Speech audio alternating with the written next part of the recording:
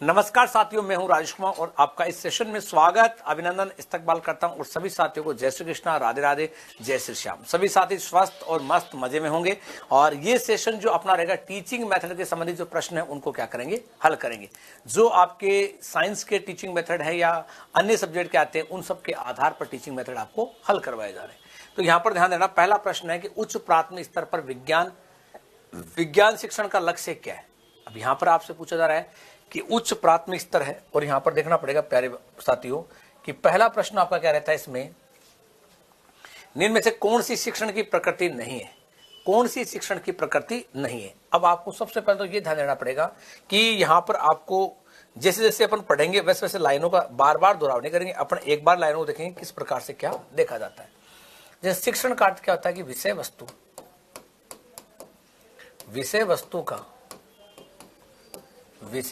का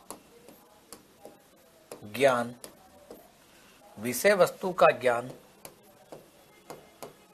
प्रदान करना, विषय वस्तु का ज्ञान प्रदान करना, वो क्या होता है, शिक्षण।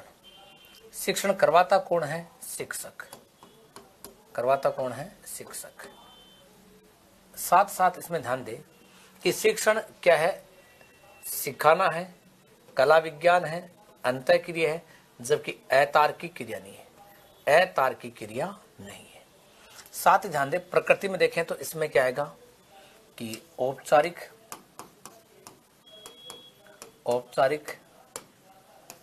प्लस क्या है, अनौपचारिक। औपचारिक प्लस अनौपचारिक देखी जाती है। साथ ही साथ ध्यान दे साथियों कि शिक्षण जो है वो आमने सामने की क्रिया है। साथ साथ देखा जाए कि शिक्षण के द्वारा शिक्षण का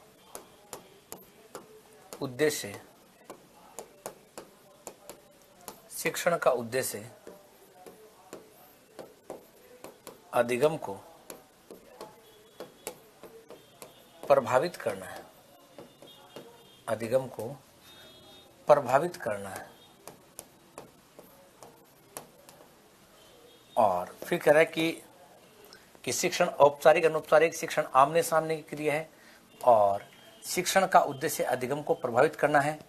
और यहां पर देखा जाए कि शिक्षण के द्वारा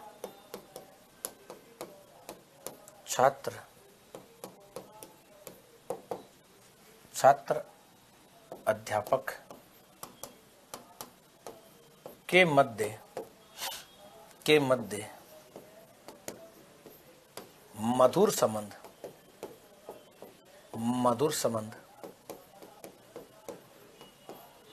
स्थापित करना,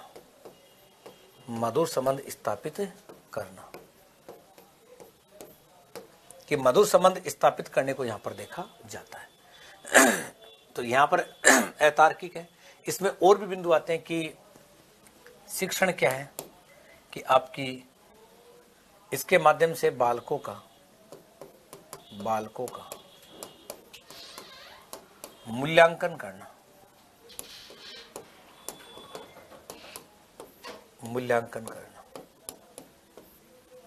नेक्स्ट देखा जाए अगला प्रश्न, शिक्षण प्रक्रिया है। शिक्षण कौन सी प्रक्रिया है, प्रोसेस है, सामाजिक है, मनोवैज्ञानिक है, प्रतीकात्मक है और उपरोक्त सभी। अब शिक्षण का अर्थ तो बार बार तो आपने देख लिया, अब बार बार इसका अर्थ देखेंगे नहीं। वैसे शिक्षण जो होता है इसमें चर होते हैं, 3 चर होते हैं। कौन कौन से, शिक्षक, शिक्षार्थी और पाठ्यक्रम। देखा जाए तो ये तो आपका है स्वतंत्र, ये आपका है आश्रित, ये स्वतंत्र, ये आश्रित, और ये आपका जो पाठ्यक्रम है ये मध्यस्थ में देखा जाता है। तो यहां पर शिक्षण जो प्रक्रिया है इसमें सामाजिक है, मनोवैज्ञानिक है, प्रतीकात्मक है और कौन सी होती है, उपरोक्त सभी।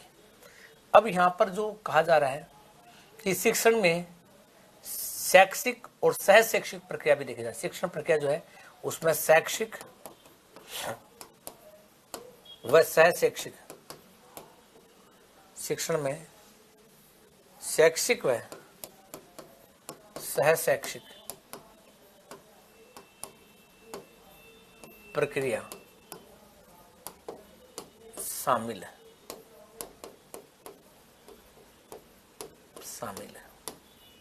देखो इसमें मैं जितने प्रश्न बनते हैं अपने शिक्षण समय उतने प्रश्न अपन देखते चलेंगे, जिससे क्या होगा कि आपको ये जो प्रश्न कर रहे हैं इनके अलावा भी जो एग्जाम में बार बार पूछे जा रहे हैं वो प्रश्न भी आपको साथ साथ में क्या हो जाएंगे, हल हो जाएंगे। जिससे क्या होगा कि आपको आने वाले एग्जाम में किसी प्रकार का जो दाएं बाएं प्रश्न बनते वो भी आपके गलत नहीं होंगे। नेक्स्ट कह रहा है अगला प्रश्न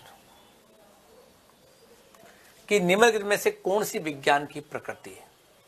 विज्ञान शिक्षण है ये क्या होता है कि नियम सिद्धांतों पर काम करता है। विज्ञान की शिक्षण पद्धति क्या है, नियम सिद्धांतों पर काम करती है। और नियम सिद्धांतों पर जब काम करती है तो कह रहा है कि इस विज्ञान है वो एक परिणाम भी है, एक प्रोसेस भी है, रिजल्ट भी है और प्रोसेस भी है। तो विज्ञान प्रक्रिया एक परिणाम और विज्ञान परिणाम दोनों के रूप में देखी जाती है कि विज्ञान प्रक्रिया एवं परिणाम दोनों के रूप में इसको देखा जाता है। किसको, विज्ञान शिक्षण के लिए क्या होती है, लागू होती है। प्रक्रिया और परिणाम दोनों इस विज्ञान विषय के रूप में अपन क्या करते हैं, देखते हैं। दोनों चीजें लागू होती है, परिणाम भी है और प्रोसेस, दोनों प्रोसेस में देखी जाती है। नेक्स्ट कहें,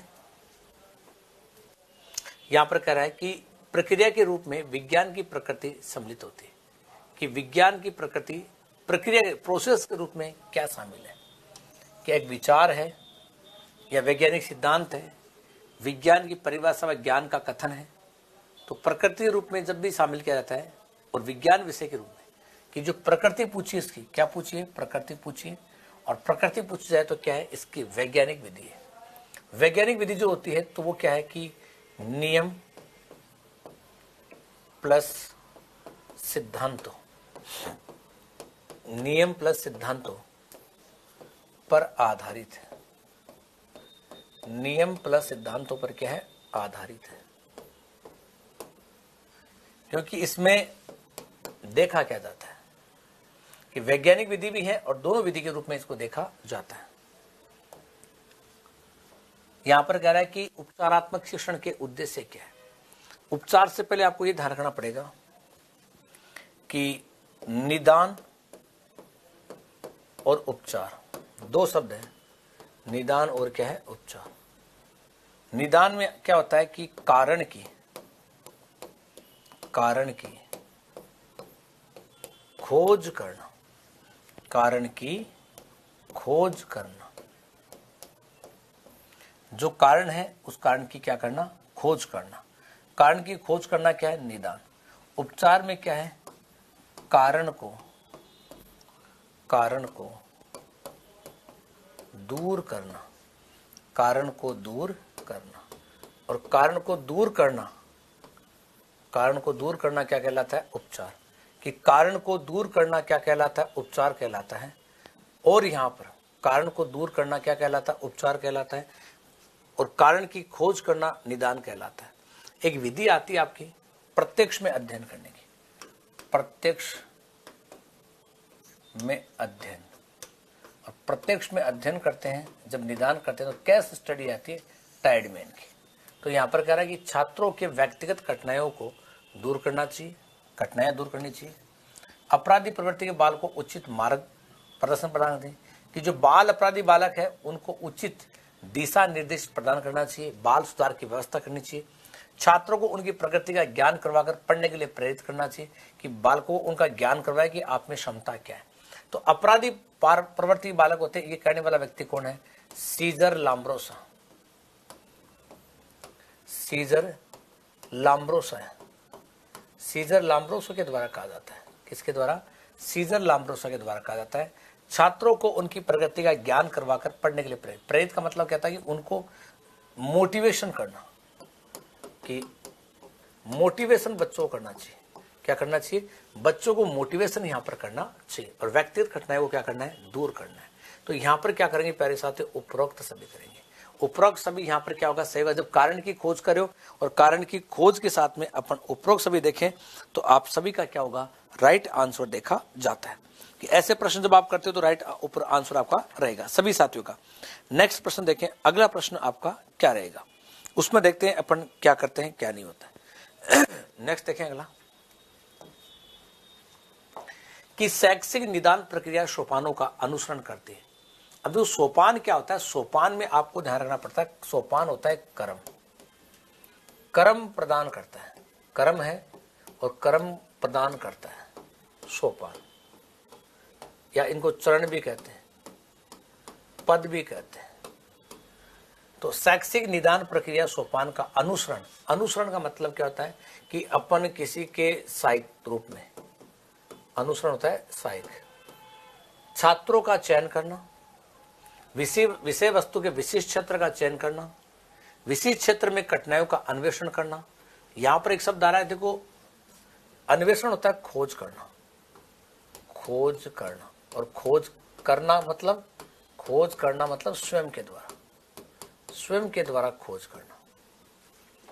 विषय वस्तु के विशिष्ट क्षेत्र का चयन, विषय वस्तु है, छात्र का चयन है, और कठिनाई का स्थल का विश्लेषण, विश्लेषण का मतलब होता है कि व्याख्या करना, व्याख्या करना, व्याख्या की जाती है।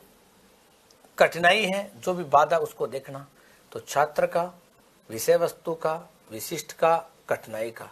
तो इसमें 1 2 3 4 चारों बिंदु आपके क्या देखे जा रहे, सही देखे जा रहे छात्रों।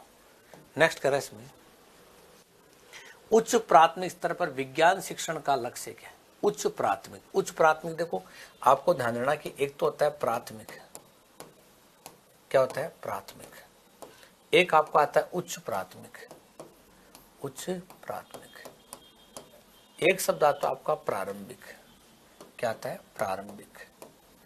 अब देखो इसमें शब्दों का हेरफेर है, क्या कह रहा है इसमें, सबसे पहले आपको कह रहा है कि प्राथमिक, प्राथमिक कहता है तो कक्षा 1 से 5 तक, 6 से 8 तक, 1 से 8 तक, ये पहले चलता था। अब नई शिक्षा नीति आ गई है तो उसमें क्या आ गया, 2020 शिक्षा नीति में, शिक्षा नीति में चेंजमेंट हो गया, क्या हो गया 5 + 3 + 3 + 4, और आयु है इनमें कितनी, 3 से 18 वर्ष, 3 से 18 वर्ष आयु वर्तमान में। तो आजकल क्या है कि प्राथमिक से पहले क्या आता है कि सबसे पहले जो स्थिति आती है तो विद्यालय को अपन बोलते हैं फाउंडेशन, फाउंडेशन, फिर आता है प्री प्रेपरेटरी, प्री प्रेपरेटरी, फिर आपका आता है मिडिल, मिडिल क्लास, फिर आपका आता है सेकेंडरी, कौन सा आता है सेकेंडरी। ये 4 रूप आपके देखे जाते हैं, 4 रूप होते हैं ये आपके देखे जाते हैं। 4 रूप आपने देखे तो इसमें क्या होगा कि आजकल जो प्रयोग किया जा रहा है वो क्या प्रयोग किया जा रहा है उसको देखना कि इसमें आजकल प्री प्राइमरी, प्री प्राइमरी शब्द का प्रयोग करें, प्री प्राइमरी शब्द का प्रयोग करें, शब्द का प्रयोग कर रहे हैं कि प्री प्राइमरी शब्द का क्या करते हैं प्रयोग, ये आपको ध्यान रखना है इसमें। तो यहां पर क्या कह रहा है कि विज्ञान अध्ययन है तो रुचि बढ़ाना, विज्ञान के लिए क्या करना रुचि बढ़ाना, प्रयोग के लिए सक्षम बनाना, प्रयोग के लिए क्या करना सक्षम बनाना। रुचि 2 प्रकार की होती है, रुचि यानी आपकी जो देखा जाता है तो जन्मजात भी होती है, जन्मजात भी होती है, और रुचि आपकी अर्जित भी होती है, रुचि आपकी जन्मजात भी है और साथ में कौन सी होती है अर्जित होती है। प्रयोग के लिए सक्षम बना, प्रयोग के लिए क्या करना सक्षम बनाना। वैज्ञानिक उपकरण के प्रयोग में समर्थन बना, वैज्ञानिक जो उपकरण है उसके में क्या करना सहयोग करना। तो यहां पर होता है उपरोक्त सभी, उपरोक्त सभी में आपका देखा जाता है। तो डी ऑप्शन यहां पर क्या है राइट देखा था, डी ऑप्शन आपका क्या है राइट है। नेक्स्ट देखें, इसमें निम्नलिखित में से किस समस्या का सामना भारतीय शिक्षकों को नहीं करना चाहिए। निम्नलिखित किस समस्या का सामना भारतीय शिक्षकों को नहीं करना चाहिए, नहीं करना पड़ता है। पारंपरिक पाठ्यक्रम और शिक्षण विधियां, पारंपरिक और पाठ्यक्रम शिक्षण विधियां इनका सामना तो करना चाहिए। प्रतिपुष्टि तंत्र की कमी। प्रतिपुष्टि किसको बोलते हैं? प्रतिपुष्टि बोलते हैं छात्रों कि अपन फीडबैक कहते हैं, अंग्रेजी बोलते हैं फीडबैक। फीडबैक जो होता है कि प्रतिपुष्टि तंत्र वो होता है कि संप्रेषण होता है। क्या होता है? संप्रेषण। विषय वस्तु ज्ञान प्रदान होता है, उसको बोलते हैं संप्रेषण। और संप्रेषण में क्या होता है कि जब ज्ञान प्रदान हो रहा है, विचारों का आदान प्रदान हो रहा है, तो प्रतिपुष्टि में क्या आता है कि शब्दों का प्रयोग होता है। कौन सा? शाबाश, बहुत अच्छा, बहुत अच्छा। अपन बोलते हैं ना कि वेरी नाइस, सो नाइस, ये प्रतिपुष्टि में आता है। संस्था की कमजोर वित्तीय स्थिति, आर्थिक स्थिति कमजोर है तो नहीं करना पड़ता है भौतिक संसाधनों विकास के लिए प्रबंध सकारात्मक, कि यहां पर भौतिक संसाधन है और उनके लिए कौन सा है? सकारात्मक प्रबंध का दृष्टिकोण। अब सकारात्मक जो है या तो नकारात्मक हो सकता है, और कौन सा सकारात्मक? भौतिक संसाधनों के रूप में देखा जाए तो उनके प्रति कौन सा है? सकारात्मक दृष्टिकोण। सकारात्मक दृष्टिकोण उनके लिए देखा जाए, ऐसा विचार उनका होना जरूरी है। कि सकारात्मक देखा जाए ऐसा विचार उनका होना जरूरी है, और वो वहां पर देखा जाता है। नेक्स्ट देखा जाए अगला प्रश्न कि विज्ञान की कक्षा में टीवी पर शैक्षिक कार्यक्रम दिखाने के बाद शिक्षक अधिगम उद्देश्य पर जीवांत चर्चा करता है। शिक्षण सहायक सामग्री के प्रभावी उपयोग के लिए यहाँ निम्नलिखित में से किस सिद्धांत का किया गया है? किस सिद्धांत का उपयोग किया गया है? देखो, टीवी है, ये आपका आता है सर्वे दृश्य। सर्वे दृश्य। अब जब सर्वे दृश्य सामग्री का आपके द्वारा प्रयोग किया, कौन सा? सर्वे दृश्य सामग्री आपने क्या किया? प्रयोग किया। अब सर्वे दृश्य सामग्री जब आपने प्रयोग किया तो ये जो आपका शिक्षण होता है, सर्वे दृश्य सामग्री, ये शिक्षण जो आपका होता है, ये शिक्षण आपका क्या है कि प्रभावी। क्या होगा? प्रभावी। क्यों? क्योंकि सर्वे दृश्य सामग्री प्रयोग करने से क्या होगा कि कक्षा कक्ष में बालकों की क्या बढ़ेगी? प्रभावी। इसलिए होगा प्रभावी शिक्षण। बच्चों की रुचि बढ़ेगी। बच्चों की रुचि इसलिए बढ़ेगी, प्रत्यक्ष हो रहा है, प्रत्यक्ष आपके द्वारा बताया जा रहा है। तो निर्माण का सिद्धांत है, उपयुक्त प्रस्तुतिकरण सिद्धांत है, अनुवर्त एवं मूल्यांकन सिद्धांत है। इसको अपन क्या कहेंगे? अनुवर्त एवं मूल्यांकन का सिद्धांत। अनुवर्त एवं मूल्यांकन का सिद्धांत इसको कहा जाता है कि अनुवर्त है और साथ में क्या? मूल्यांकन का प्रयोग किया जाता है। चयन का सिद्धांत इसमें लागू नहीं हो रहा है। तो प्यारे विद्यार्थी, प्रस्तुतिकरण हमेशा, प्रस्तुतिकरण में क्या लगता है? समय अधिक लगता है। समय अधिक लगता है प्रस्तुतिकरण में। प्रस्तुतिकरण में हमेशा क्या लगता है? समय अधिक लगता है। निर्माण का चयन यानी चयन करना। मूल्यांकन, मूल्यांकन में दो प्रकार शामिल है। कौन कौन सा? एक रचनात्मक और एक कौन सा आता है? एक रचनात्मक और एक आता है योगात्मक। योगात्मक शब्द का प्रयोग किया जाता है। नेक्स्ट देखें इसमें कि निम्नलिखित में से कौन सा समस्या समाधान विधि का गुण नहीं है? कौन सा गुण नहीं देगा? शिक्षण की समस्या समाधान विधि का गुण नहीं है कि समय की बचत है, शिक्षार्थी केंद्रित विधि है, वैज्ञानिक दृष्टिकोण के विकास में सहायक है, वैज्ञानिक विधि में प्रशिक्षण है। अब यदि आप समस्या समाधान कर रहे हो, समस्या का समाधान, अब समस्या समाधान आप यदि कर रहे हो तो कौन सा गुण नहीं होता है? गुण तो इसमें कह रहे हैं कि समय की बचत। कौन सी? समय की जो बचत होती है वो इसका गुण नहीं है। कि समस्या समाधान में कि अपन समय का जो है, समय की सेविंग जो करते हैं, टाइमिंग सेविंग होती है, वो इसका गुण नहीं है। कि समय की जो बचत करना वो इस विधि का गुण नहीं देखा जाता है। जिसमें देखो वैज्ञानिक छात्र केंद्रित तो होती है, छात्र है उसके केंद्र में तो आपको देखा जाएगा, लेकिन साथ साथ इसमें कह रहा है कि जब छात्र केंद्रित होती है तो उसी में वैज्ञानिक विधि का प्रयोग भी है और यहां पर समय की बचत का कोई प्रावधान नहीं है। उसकी बात यहां पर चर्चा की जा रही है। तो यहां पर देखते हैं, नेक्स्ट क्वेश्चन देखते हैं, अगला प्रश्न कि निदानात्मक परीक्षण के पश्चात ये पाया गया कि मीनल को सीखने में कठिनाई होने का कारण उसमें रुचि का अभाव तथा प्रत्यक्ष अनुभव की अनुपलब्धता। तो ऐसी स्थिति में उपचारात्मक शिक्षण के किस रूप को अपनाया जाना चाहिए? देखो यहां पर कह रहा है कि निदान कर लिया। निदान का अर्थ फिर से वही आता है कि कारण की खोज आपने कर ली, कि कारण की खोज करना। कारण की आपने क्या कर ली? खोज कर ली। फिर कह रहा है कि मिनल को सीखने में कठिनाई होने का कारण उसमें रुचि का अभाव, यानी उसमें इंटरेस्ट नहीं है। क्या नहीं है? इंटरेस्ट का अभाव। प्रत्यक्ष अनुभव की अनुपलब्धता है। ऐसी स्थिति में उपचारात्मक शिक्षण के किस रूप को अपनाया जाना चाहिए? उपचारात्मक है, कौन से शिक्षण को अपनाया जाना चाहिए? कक्षा शिक्षण है, व्यक्तिगत ट्यूटोरियल शिक्षण है, अनौपचारिक शिक्षण है, स्व अनुदेशनात्मक शिक्षण है। स्व अनुदेशनात्मक क्या है? शिक्षण है। तो यहां पर ध्यान देना कि व्यक्तिगत ट्यूटोरियल, व्यक्तिगत है तो उसको व्यक्तिगत यानी कि अपन उस व्यक्ति का व्यक्तिगत अध्ययन करेंगे। तो इसके लिए आपको टाइडमैन है, टाइडमैन जिसकी केस स्टडी का प्रयोग करेंगे। अपन इसमें समंक एकत्रित करेंगे विद्यालय से, परिवार से, समाज से। उसके आधार पर व्यक्तिगत ट्यूटोरियल शिक्षण उसको प्रदान किया जाएगा। विषय वस्तु के प्रस्तुतिकरण का संबंध शिक्षण की किस अवस्था से? अब आप प्रेजेंटेशन कर रहे हो किसी सब्जेक्ट का, और सब्जेक्ट का जब प्रेजेंटेशन करते हैं तो उसमें टीचिंग है, और टीचिंग की जो अवस्था जो की जा रही है, तो शिक्षण पूर्व कार्य अवस्था है, शिक्षण मध्य अंतर क्रिया अवस्था है, शिक्षणोपरांत उत्तर क्रिया अवस्था है। उपयुक्त में से कोई नहीं है।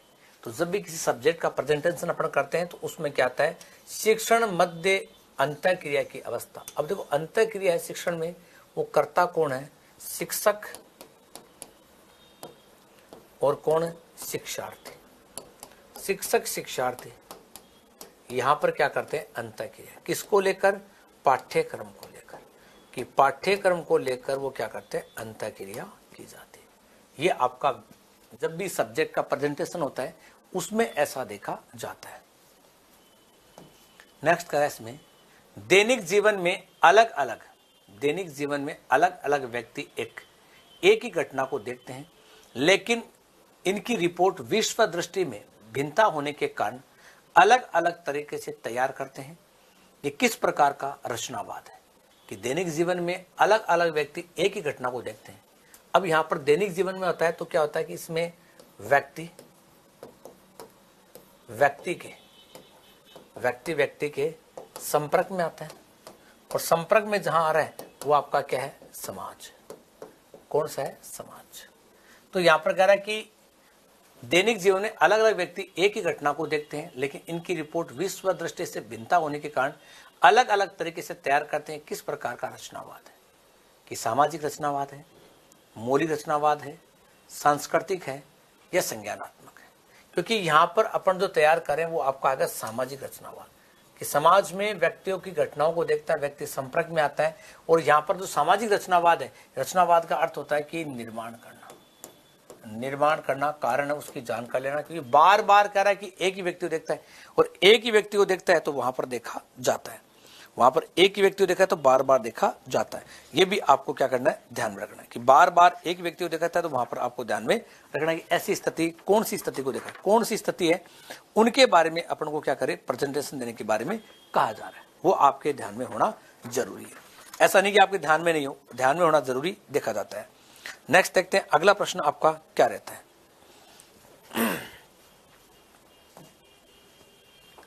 विज्ञान को सीखना, विज्ञान को करना, विज्ञान सीखने का कोई तरीका नहीं है, ये कथन संबंधित है।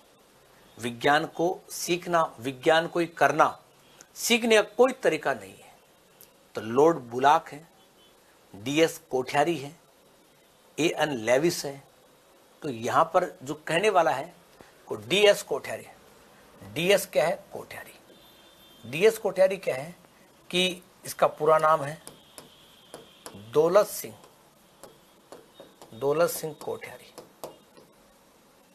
कोठारी आयोग। इसकी स्थापना कोठारी जो आयोग है, कोठारी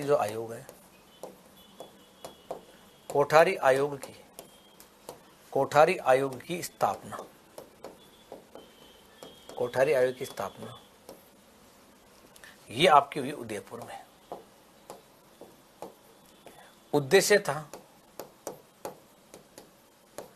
त्रिभाषा में उद्देश्य क्या था? त्रिभाषा में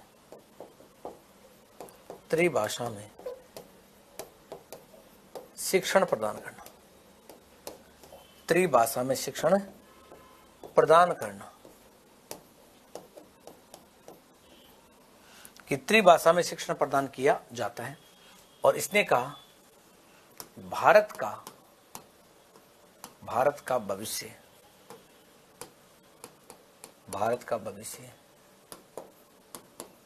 कक्षाओं में, भारत का भविष्य कक्षाओं में बैठा है। कि भारत का भविष्य कहां बैठा है? कक्षाओं में बैठा है। ये यहां पर देखा जाता है।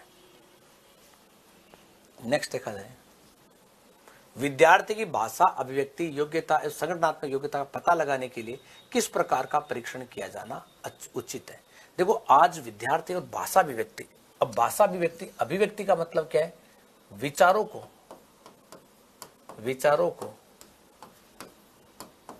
प्रकट करना। विचारों को क्या करना? प्रकट करना। अब यहां पर जो विचारों को प्रकट करता है भाषा के रूप में, तो यहां पर जो संगठन की चर्चा की जा रही है और विचारों को जब प्रकट करता है तो उसके लिए क्या होता है? एक उद्दीपक यानी कोई भी प्रश्न हो सकता है। अब उसमें विचार तब प्रकट होते हैं जब वो क्या करता है? कोई निबंध लिखता है। निबंध जब लिखा जाता है तो उसके संपूर्ण विचार उसके क्या होते हैं? प्रकट। तो वस्तुनिष्ठ परीक्षा है, निबंधात्मक परीक्षा है, लघुत्रात्मक है, मौखिक है। तो ये वस्तुनिष्ठ तो ऑब्जेक्टिव हो गई कि मौखिक ओरल एग्जाम, लघुत्रात्मक। लेकिन निबंधात्मक परीक्षा होती है। निबंध में क्या होता है कि वो आराम से एक व्याख्या करता है। जब अपने शब्दों को व्याख्या के अंतर्गत प्रयुक्त करता है कि प्रस्तावना का आता है या अन्य चीजें उसमें देखी जाती है, तब विद्यार्थी क्या करता है? अपने आप में जो मन में विचार चलता है उनको क्या करता है? प्रकट करता है। अपने आप में जो भी विचार चलता है उनको क्या करता है? प्रकट करने में देखा जाता है। और प्रकट करता है तो वहां पर उसका देखा जाता है। नेक्स्ट देखें, अगला प्रश्न उसका क्या रहेगा? मानक संबंधित मूल्यांकन में निर्देशन के अंत में परीक्षण का उपयोग करना चाहिए। कि जो भी अपन मानक, तो रचनात्मक मूल्यांकन, निदानात्मक मूल्यांकन, उपचारात्मक मूल्यांकन, योगात्मक मूल्यांकन। देखो, ये तो रचना और योग, ये तो मूल्यांकन के क्या है? प्रकार। ये क्या है? कि सुधार। ये सुधार है। ये क्या है? सुधार। एक कारण की खोज, कारण की खोज, तो कारण की खोज है। और एक कर है कारण को दूर करना। कारण को दूर करना। अब योगात्मक है, ये तो आपका अंत में है, ये तो अंतिम है। और ये जो आपका रचनात्मक है, ये शिक्षण के मध्य,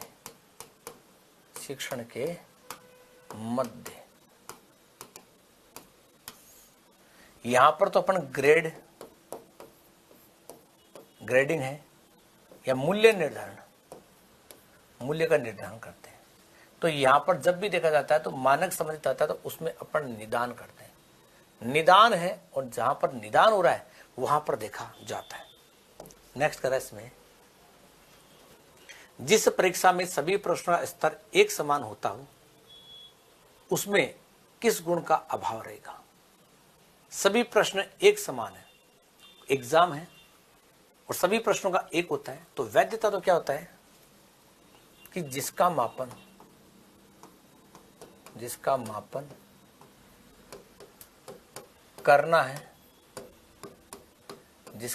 करना है, उसी के माप के लिए तैयार करना।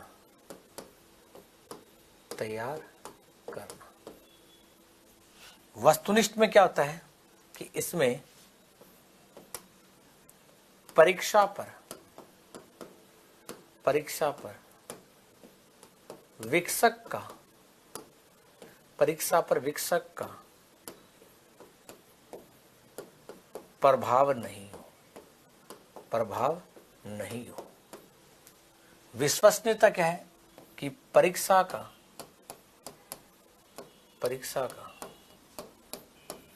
स्थायित्व हो, और यहां पर विविधता कि उसमें अंतर नहीं हो। विविध कहता है अंतर, और यहां पर कह रहा है एक समान प्रश्नों का स्तर होता है, वहां पर देखा जाता है। नेक्स्ट कह रहा है इसमें कि विद्यार्थी के अधिगम के कमजोर क्षेत्रों की पहचान करने के लिए किस प्रकार का परीक्षण करना चाहिए। अब कमजोरी का पता लगाना है तो कारण की खोज करना, कारण की खोज करना। तो कारण की खोज करने के लिए हमें समंक एकत्रित करना, समंक क्या करना, एकत्रित करना। अब समंक कहां से करते हैं कि अपन विद्यालय से, परिवार से, वहां से क्या करते हैं, समंक जो होते हैं, क्या होते हैं, समंक, और समंक वहां से अपन क्या करते हैं, कलेक्ट करते हैं। वो डाटा होते हैं, डाटा, उन डाटाओं को वहां से अपन क्या करते हैं, कलेक्ट करते हैं। अब जब जहां से अपन डाटा जो होते हैं, वो डाटाओं को अपन क्या करते हैं, वहां से लेते हैं, और डाटाओं के आधार पर अपन वहां पर देखा करते हैं कि किस प्रकार का वहां पर किया जाता है। तो यहां पर जब भी अपन देखते हैं कि डाटा जब लेते हैं, और डाटाओं के आधार पर देखा जाता है कि किस प्रकार के डाटा वहां पर लिए जा रहे हैं। तो डाटाओं के आधार पर अपन चेक करें, किसके आधार, डाटाओं के आधार पर अपन क्या करते हैं, चेक किया जाता है। तो यहां पर क्या है कि अपन निदानात्मक परीक्षण करते हैं। कौन सा, निदानात्मक परीक्षण करते हैं।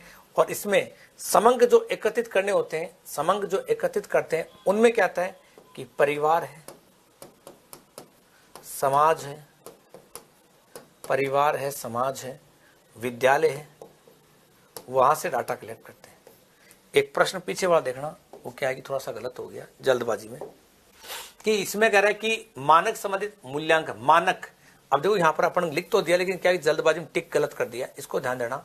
इसमें क्या होगा कि जब ये कह रहा है कि मूल्यांकन में निर्देशन, निर्देशन क्या होता है, अंतिम इनमें निर्देश होता है, तो वहां पर योगात्मक मूल्यांकन हो। कौन सा होगा, योगात्मक मूल्यांकन वहां पर देखा जाएगा। क्योंकि यहां पर क्या है कि अपन निर्देशन के रूप में पढ़ तो लिया, टिक भी कर दिया, लेकिन टिक किस पर कर गए, अपन निदान पर टिक कर गए। तो वहां पर आपको ध्यान देना, योगात्मक मूल्यांकन देखा जाता है। नेक्स्ट है केस में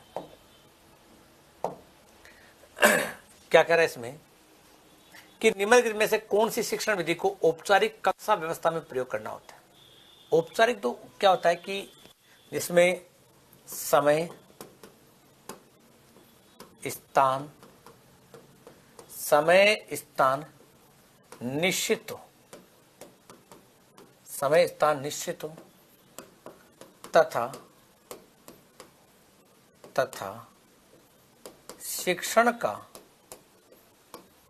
उद्देश्य, शिक्षण का उद्देश्य ये भी क्या है, निश्चित है। कि शिक्षण जो करवाया जा रहा है उसका उद्देश्य भी क्या है, निश्चित देखा है। शिक्षण जो करवाते हैं उसका उद्देश्य भी क्या है, निश्चित देखा जाता है। तो वहां पर अपन क्या करते हैं कि आगमनात्मक, निगमन, आगमन का अर्थ होता है कि उदाहरण, उदाहरण से समझाना। निगमन का मतलब है नियम बताना। तो यहां पर प्रयोजनात्मक, विश्लेषण का अर्थ क्या आता है, व्याख्या करना, व्याख्या करना। तो अपन कौन सा अपनाएंगे, प्रयोजनात्मक देखा जाता है। विद्यालय पाठ्यक्रम के विषयों के शिक्षण एवं अधिगम में खोज उपागम के उपयोग को लोकप्रिय बनाने का श्रेय किसको जाता है। अब यहां पर जो खोज है, खोज को अपन बोलते हैं अन्वेषण, अन्वेषण। और अन्वेषण जो होता है ये आपका पूर्व ज्ञान पर बल देता है, पूर्व ज्ञान पर बल देना। पूर्व ज्ञान पर जब बल देना होता है तो ऐसी स्थिति मेरे प्यारे लाडलो क्या होता है कि आपका जो आता है कि जेरोम बुन आता है। खोज विधि का आता है आर्मस्ट्रांग आता है, जीन पियाजे आपका संज्ञानात्मक का, संज्ञानात्मक में आता है जीन पियाजे। और थॉर्नडाइक आता है कौन सा कि सिंगल, और प्रयास है तो ट्राई एंड एरर।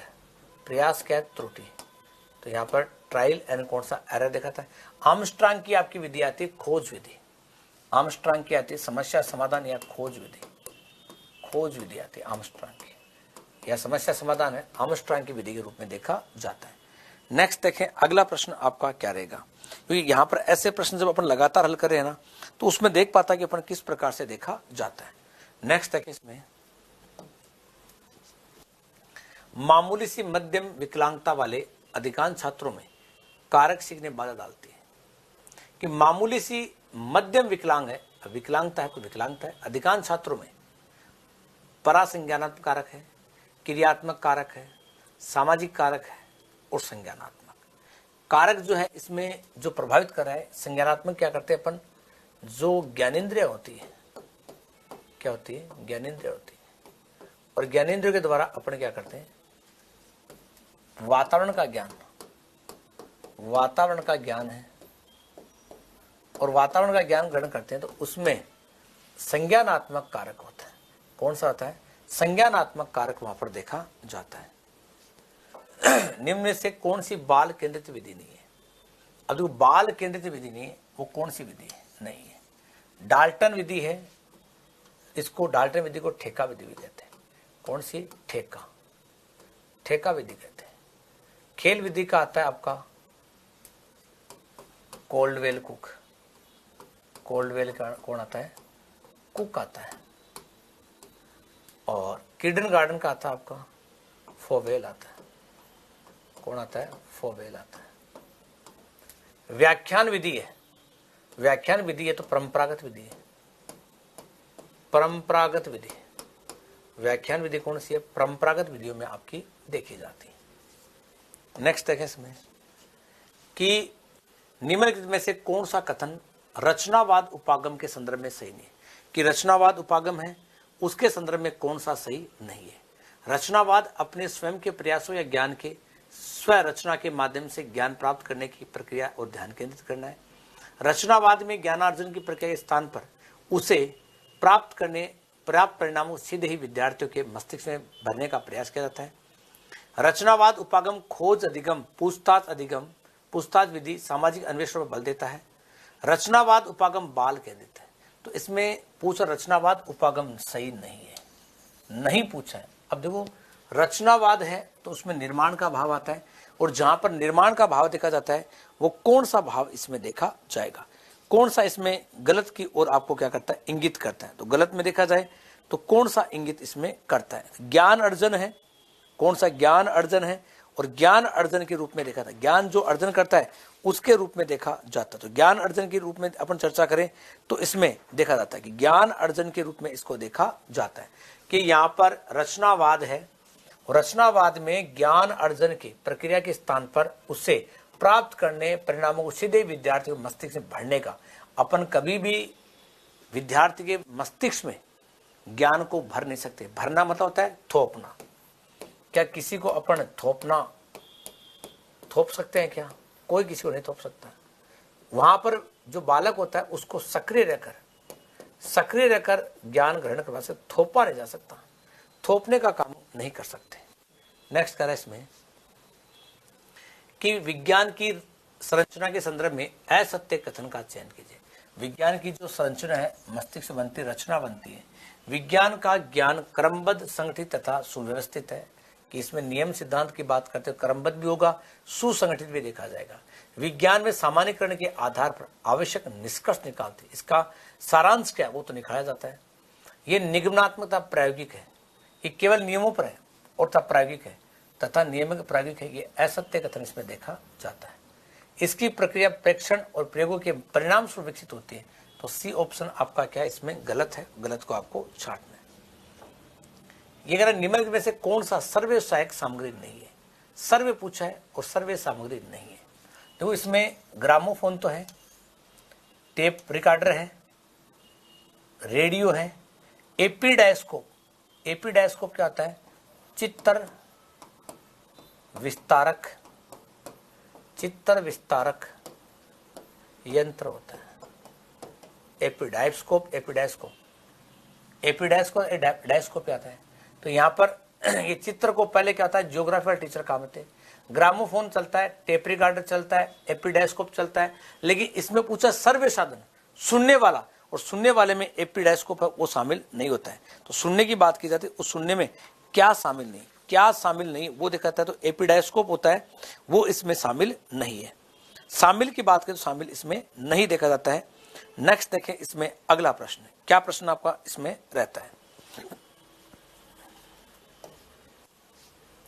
इनमें से कौन सा समस्या समाधान विधि का एक सोपान के रूप में पाया जाता है?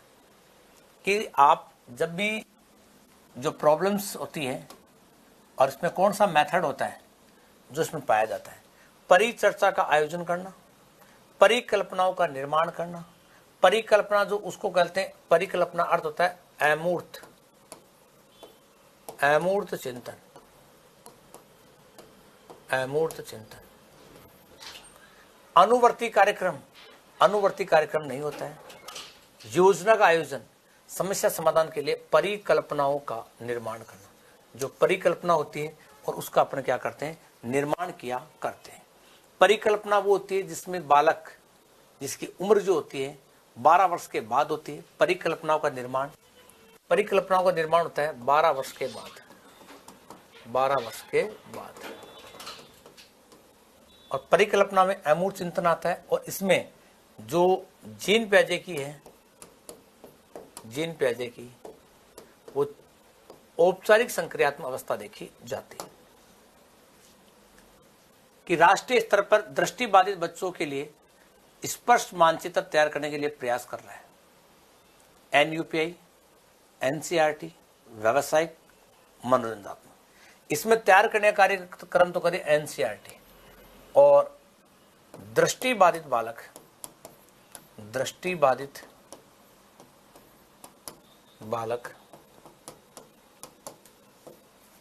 2 प्रकार के होते हैं। कितने प्रकार के? 2 प्रकार के होते हैं। नंबर 1 पूर्ण दृष्टिबाधित।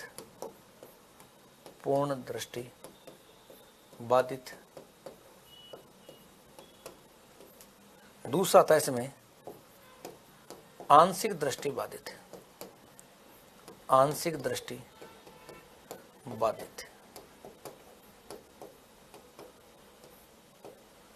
ये 2 दिखाता है। इसके लिए तो क्या होता है, सामान्य किताब काम करते हैं, सामान्य पुस्तक।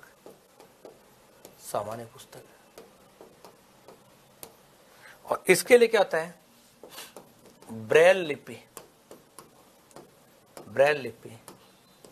ये तैयार की गई है लुइस ब्रेल के द्वारा। लुइस ब्रेल है, इसमें क्या होते हैं, अक्सर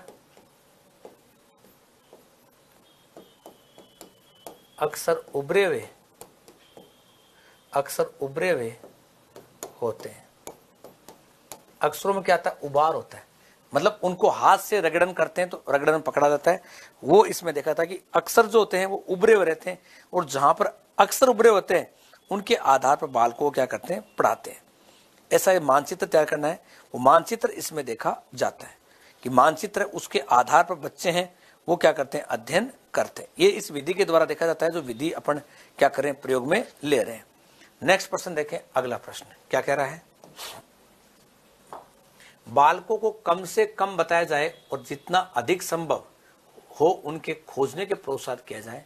हर्बर्ट स्पेंसर का उपयोग कथन किस विधि से है? प्रोजेक्ट से है, अनुसंधान विधि है, आगमन विधि है, समस्या समाधान विधि है। अब देखो यहाँ पर कम से कम समय उनको संभव हो और खोजने को प्रोत्साहित। खोजेगा तो क्या करेगा, खोजना है वो एक तरह की क्या है, अनुसंधान है कि बालकों से अपन कम से कम समझाए, उनको खोज करवाया जाए। खोज यानी बालक स्वयं अन्वेषण करे, अनुसंधान करे। खोज जो होती है उसको रिसर्च भी कहते हैं। क्या कहते हैं, रिसर्च के द्वारा देखा जाता है। नेक्स्ट है इसमें कि निम्नलिखित परियोजना विधि के चरणों को व्यवस्थित कीजिए। विधि है उसके चयन को व्यवस्थित करना है। सबसे पहले आपकी आती है परिस्थिति उत्पन्न करना। फिर चयन का उद्देश्य, तो 3 पर 1 आ रहा है, तो इसमें देखो 3 आ रहा है, ये भी नहीं आ रहा, ये भी नहीं आ रहा और ये भी नहीं आ रहा है, तो सीधा उत्तर आपका क्या हो गया 3 1 2 4 6। कौन सा 3 भी है, 1 भी है, 2 भी है, 4 भी है और कौन सा 6?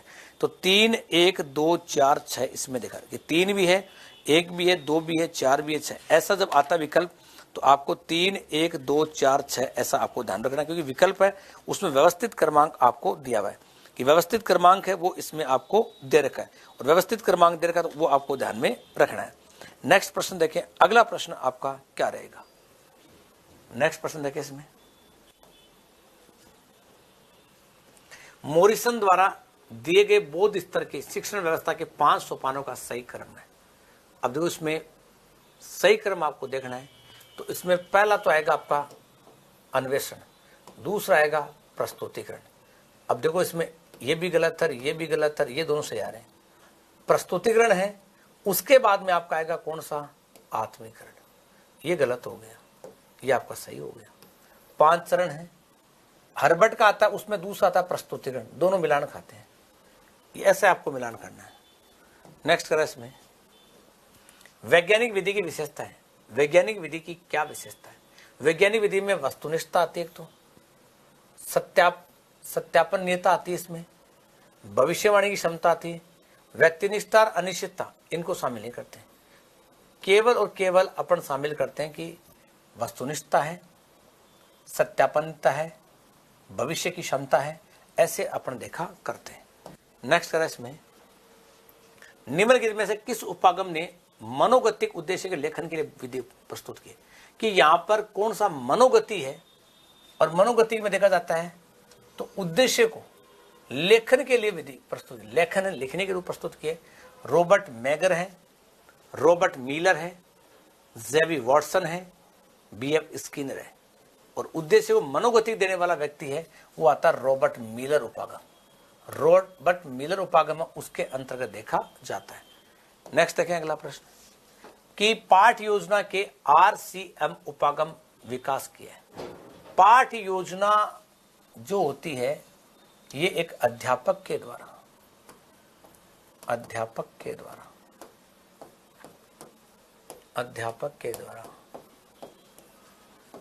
तैयार की जाती है।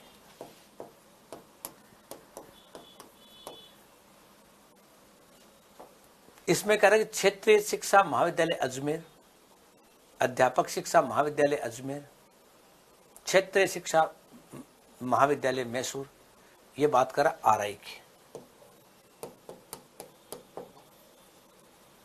आरआई जो है, और आरआई इसमें आता क्षेत्रीय शिक्षा महाविद्यालय कौन सा है, मैसूर की बात हो रही है।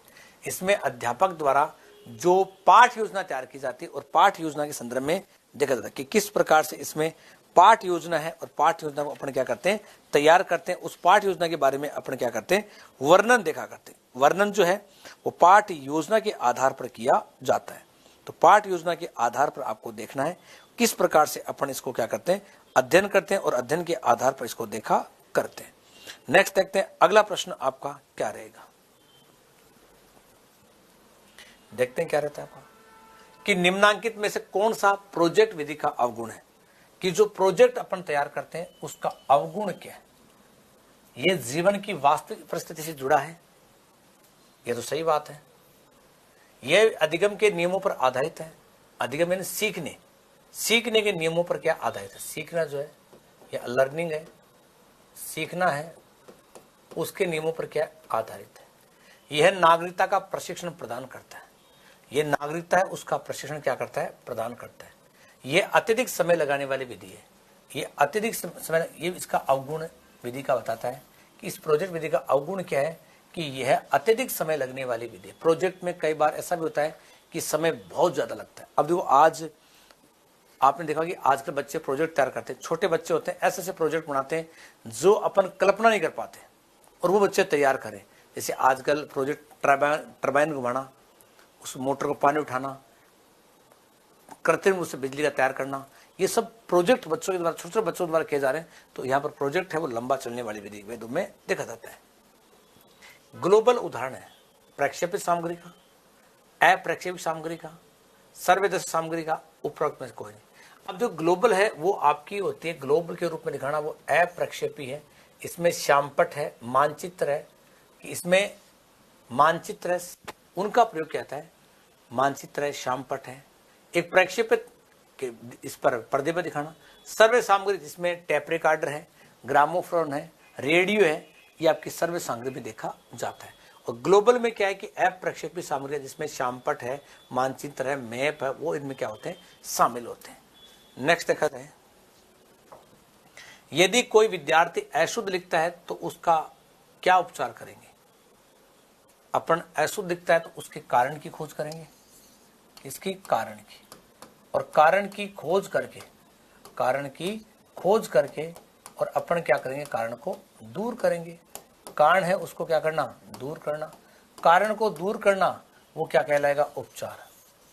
उपचारात्मक शिक्षण है उसको अपन क्या करेंगे, प्रदान करना। उपचारात्मक शिक्षण है वो प्रदान करना, कि उपचार का शिक्षण है उस बालक को प्रदान किया जाता है।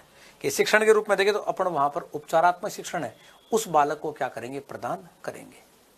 नेक्स्ट करें इसमें प्रस्तावना, प्रस्तुतिकरण, तुलना, सामान्यीकरण और प्रयोग। ये 5 सोपान बताने वाला व्यक्ति है, ये 5 सोपान देने वाला व्यक्ति। पंचपद हरिभट्ट की पंच पद्धति, पंच क्या है, पद, पंच पद्धति किसकी आती है, हरिभट्ट की आती है। ब्लूम का तो आता है मूल्यांकन उपागम, मूल्यांकन, और एक किस पर आता है, स्मृति पर। मॉरिसन का आता है किस पर, अवबोध आता है। इसने भी 5 पद बताए, इसने भी क्या बताया, 5 पद बताए, जिनमें सबसे पहले आता है अन्वेषण,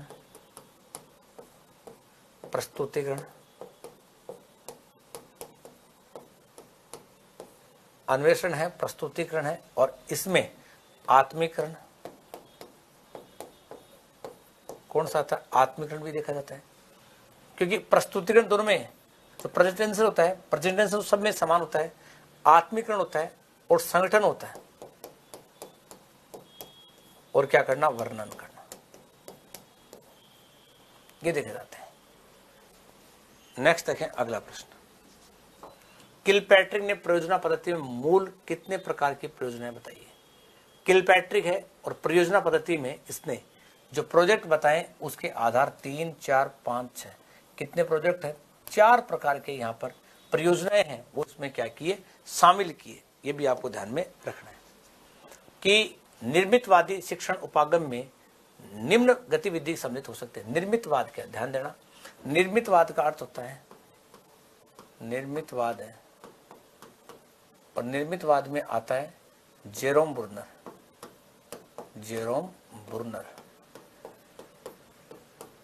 ज्ञान की संरचना,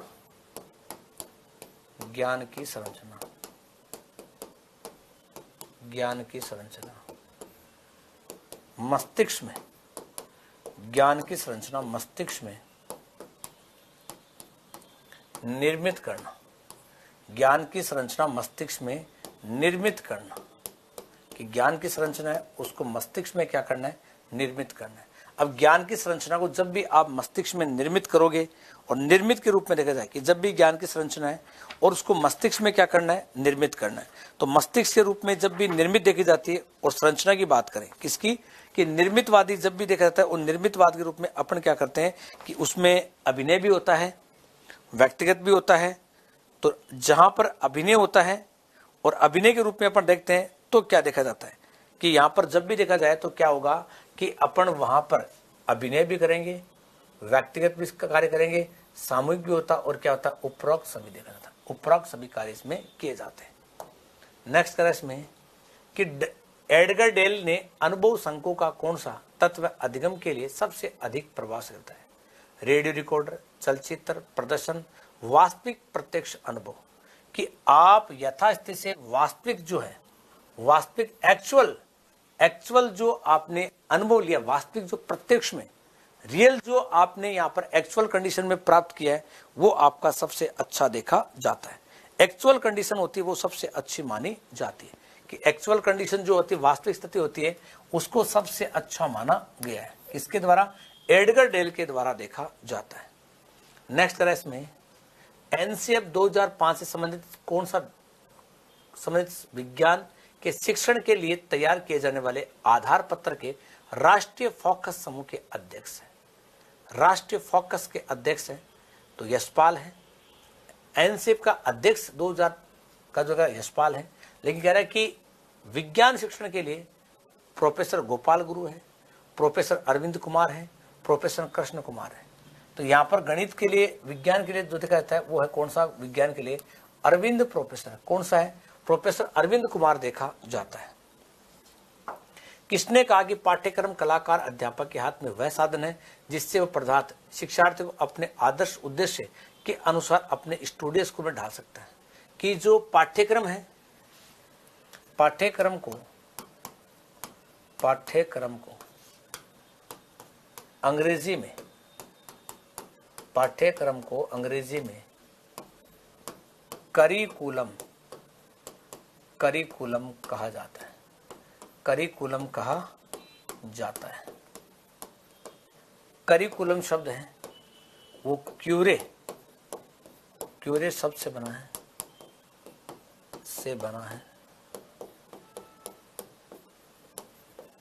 जिसका अर्थ दौड़ का मैदान है। और कहने वाला व्यक्ति कौन है, कनिंघम है। कौन है, कनिंघम की परीक्षा की। यहाँ पर दौड़ का मैदान, और बालक क्या करता है, उसमें दौड़ता रहता है। जब तक यहाँ पर देखा जाए बालक है वो अपने जीवन में इस मार्ग पर क्या होता है, दौड़ता रहता है और दौड़ता रहता है। तो उसके आधार पर देखा है कि बालक है वो अपने जीवन में इस मार्ग पर क्या करता है कि दौड़ता रहता है, और दौड़ते रूप के रूप में इसकी परिभाषा देखी जाती है। नेक्स्ट देखते हैं अगला प्रश्न आपका क्या रहता है। नेक्स्ट प्रश्न है वो इसमें देखते हैं क्या रहता है। यहां पर देखा जाए निष्पत्ति परीक्षण हेतु नील पत्थर निर्माण के लिए आवश्यक तत्व नीचे दिए गए। नील पत्थर है, नील पत्थर को अपन क्या बोलते हैं, आधार पत्थर। आधार पत्थर, इसी को अपन बोलते हैं ब्लूप्रिंट भी कहते हैं। इसमें प्रश्न और अंक, प्रश्न अंक डिवाइड होते हैं। प्रश्न अंक क्या करते हैं, डिवाइड करते हैं। तो यहां पर कह रहा है कि इसमें तत्व जो है उद्देश्यों का अंक है, विषय वस्तु का अंक है, प्रश्नों के प्रकार के अंक है, कठिनाई स्तर के क्या है अंक है। वो इसमें प्रश्न बनाते हैं तो कठिनाई आती है, तो सबसे उपयुक्त विकल्प का चयन करें तो क्या आएगा, उद्देश्य का अंक है, विषय वस्तु है, प्रश्न का अंक है, कठिनाई। प्रश्न बनाने में क्या आती है, कठिनाई आती है, वो भी इसका अंक के रूप में देखा जाता है। क्योंकि इसमें 100 अंक है तो 100 अंक में अपन कितने प्रश्न बनाए, जिसमें अपन सरलतम भी ले, कठिन भी ले, मध्य भी ले, प्रश्न देखे जाते हैं। निम्न में से कौन सी विधियां विद्यार्थी केंद्रित है। विद्यार्थी केंद्रित विधि देखनी है तो इसमें कह रहा है कि भूमिका का निर्वहन है, सूझ मस्तिष्क विधि है। अब सूझ मस्तिष्क विधि है, सूझबूझ का प्रयोग करता है कौन है, यहाँ पर गेस्टाल्ट सिद्धांत है। गेस्टाल्ट सिद्धांत है उसमें देखा जाता है। गेस्टाल्ट सिद्धांत में क्या करते हैं, प्रयोग करते हैं। फिर समस्या समाधान विधि है, ये भी है। और कौन सा, सहयोगशील विधि, यानी उपरोक्त सभी विधि यहाँ पर देखी जाती है। नेक्स्ट देखें अगला प्रश्न क्या कहना चाह रहे हैं, निम्नलिखित में से सुम्मिलित कीजिए। अब यहाँ पर कह रहा है कि निम्नलिखित है उसको क्या करें, सुम्मिलित करें। अब सुम्मिलित किसको करें कि प्रश्न में अपन को दे रखा है ABCD, अब कूट है ही नहीं, प्रश्न अधूरा, आगे बढ़ो। प्रश्न क्या है, अधूरा, आगे बढ़ो। निम्न का सही मिलान कीजिए। निम्न का सही मिलान कीजिए। मिलान क्या करें इसका देखा जाता है कि BS ब्लूम है, और BS ब्लूम का है मूल्यांकन आयाम, हर्बर्ट का है स्मृति, मोरिसन का बोध, हंट का चिंतन। सही करें, सभी सही है। ब्लूम का भी सही है, हर्बर्ट का भी सही है, मोरिसन का भी सही है, हंट का भी सही है। तो यहाँ पर जो स्मृति स्तर छोटे बच्चों के लिए, मध्यम बच्चों के लिए, उच्च बच्चों के लिए, मूल्यांकन उपागम विदेशी व्यक्ति है। तो यहाँ पर क्या हो गया, 1 2 3 4 ABCD सही देखा जा रहा है, कोई गलत नहीं है ही नहीं, गलत पढ़े कहां से। कह रहा है कि अभिकर्मित अनुदेशन विधि के सिद्धांत में सम्मिलित। अभिकर्मित अनुदेशन है, ये द्वारा स्किनर के द्वारा दी गई, स्किनर के द्वारा 1954 में प्रस्तुत है, 1954 में। ये 4 प्रकार बताता है। कौन कौन सा? रेखीय, साखीय, रेखीय, साखीय, मैथमेटिक है, कंप्यूटर आधारित है, कंप्यूटर आधारित। ये आपकी आती है स्किनर की। ये यहां पर देखा जाए तो ये आपकी आ जाएगी इसमें क्राउडर की। ये यहां पर आ जाएगी आपकी गिलबर्ट की, गिलबर्ट की आ जाएगी। ये यहां पर आपकी किसकी आ जाएगी कि स्टूलरो व डेविस की। स्टूलरो क्या है? डेविस। अभिकर्मित का अर्थ होता है, अनुदेशन का तो होता है सूचना देना, सूचना देना। अभिकर्मित का अर्थ क्या होता है? अभिकर्मित का अर्थ क्या होता है कि इसमें बार बार विषय वस्तु के, बार बार विषय वस्तु के छोटे छोटे छोटे छोटे फ्रेम बनाकर अध्ययन करना, छोटे छोटे फ्रेम बनाकर अध्ययन करना। अब यहां पर देखो प्रश्न क्या कह रहा है कि स्वगति का सिद्धांत है, प्रगति का सिद्धांत है, समूह गति का है या कक्षीय सिद्धांत। तो ऐसे जब प्रश्न आता है तो क्या था? स्वगति की जाती। कौन सी है? स्वगति वहां पर देखी जाती, सब की जो गति है वो इसमें देखी जाती है। तो यहां पर स्वगति का सिद्धांत आपका क्या होगा? लागू होगा। स्वगति है वो इसमें लागू की जाती है और स्वगति के रूप में इसको देखा जाता है। तो यहां पर ध्यान देना, स्वगति है वो इसमें क्या होती है? लागू होती है। स्वयं यहां पर कार्य करता है, स्वयं यहां पर गति करता है। नेक्स्ट देखें अगला प्रश्न। निर्मितवाद उपागम के संदर्भ में असत्य कथन है। असत्य कथन कौन सा है? ये ध्यान रखना है। अब निर्मितवाद है वो तो है जेरोम बुर्नर का, जेरोम बुर्नर का आता है निर्मितवाद, जेरोम बुर्नर का है निर्मितवाद। इसमें बालक स्वयं अपने ज्ञान का निर्माण या रचना करते हैं, ये तो सही है। इस उपागम को शिक्षा में लाने का श्रेय स्किनर का, गलत कर रहा है, ये गलत है, गलत है, छाटना। इसको लाने का श्रेय किसका आता है? जेरोम बुर्नर का। स्किनर का आता है क्रिया प्रसूत, क्रिया प्रसूत और कबूतर चूहे प्रयोग, कबूतर चूहा पर प्रयोग करता है, ये तो गलत कर है। नेक्स्ट देखें अगला प्रश्न कि अनुदेशनात्मक उद्देश्यों के लेखन हेतु किए गए विधि उपागमों में से कौन सा उपागम ज्ञानात्मक एवं भावात्मक उद्देश्य को समाहित करता है? कि अनुदेशन में कह रहा है कि ज्ञानात्मक और भावात्मक, तो ज्ञान और भाव दोनों देखे जाते हैं और ज्ञान भाव के रूप में देखा जाता है मिलर का है, मेगर का है, प्याजे का है, हर्बर्ट का। तो यहां पर देखा जाए कि जो हर्बर्ट है इसका तो स्मृति उपागम है, स्मृति उपागम। लेकिन मेगर का उपागम है, किसका है? मेगर का उपागम, मेगर जो है उसका उपागम है वो देखा जाता है कि मेगर के उपागम के रूप में इसको देखा करते हैं कि मेगर के उपागम उसमें ध्यान दिया जाता है।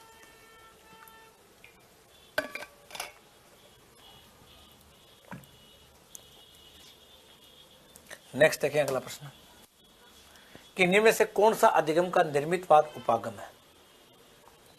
छात्र जो नवीन सूचना को बार बार दोहराकर याद करता है, छात्र जो नवीन सूचना के विकास से विश्लेषण करता है और व्याख्या करता है और पूर्व ज्ञान से जोड़कर सीखता है। कि छात्र जो नवीन ज्ञान को पूर्व ज्ञान से जोड़ता है, छात्र क्या करता है कि नवीन ज्ञान को पूर्व ज्ञान से जोड़ता है। और जहां पर ध्यान देना कि नवीन ज्ञान को पूर्व ज्ञान से जोड़ते हैं उसको अपन जो कहा जाता है कि पूर्व ज्ञान से जोड़ता है और नवीन ज्ञान का निर्माण करना, नवीन ज्ञान का सर्जन करना, नवीन ज्ञान का सर्जन करना। और ये क्या है? बाल केंद्रित बल देना, बाल केंद्रित पर बल देना, बाल केंद्र बल देना। कह रहा है इसमें कि बाल के अर्थपूर्ण अधिगम पर, अर्थपूर्ण अधिगम पर, अर्थपूर्ण अधिगम पर बल देना, बल देना। अर्थपूर्ण अधिगम पर क्या देना? बल देना। नवीन ज्ञान का सृजन करना। साथ ही साथ इसमें कह रहा है कि नवीन ज्ञान का सृजन करना, बाल केंद्रित पर बल देना, अर्थपूर्ण अधिगम पर बल देना। साथ ही साथ इसमें कहता है कि छात्र की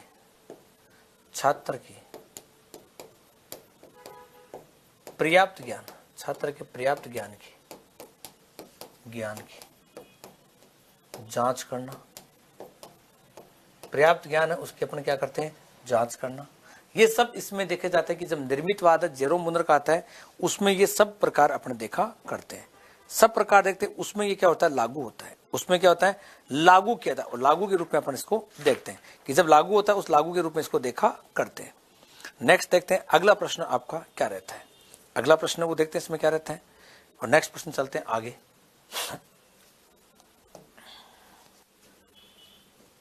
एक कक्षा में विद्यार्थी समूह में एक प्रयोजन पर मिलकर कार्य करते हैं, ये क्या है? एक समस्या उनको दी जाती है और बालक एक साथ कार्य करते हैं। अनुदेशनात्मक, व्यवहारपरक उपागम, सामाजिक निर्मितवाद उपागम, सूचना। अब देखो समूह में जब सामाजिक निर्मितवाद आता है उस समूह में जब सीखते हैं, किसमें सीखते हैं? समूह में सीखते हैं। तो आपको ध्यान देना कि यहां पर होती है अंतः क्रिया, अंतः क्रिया,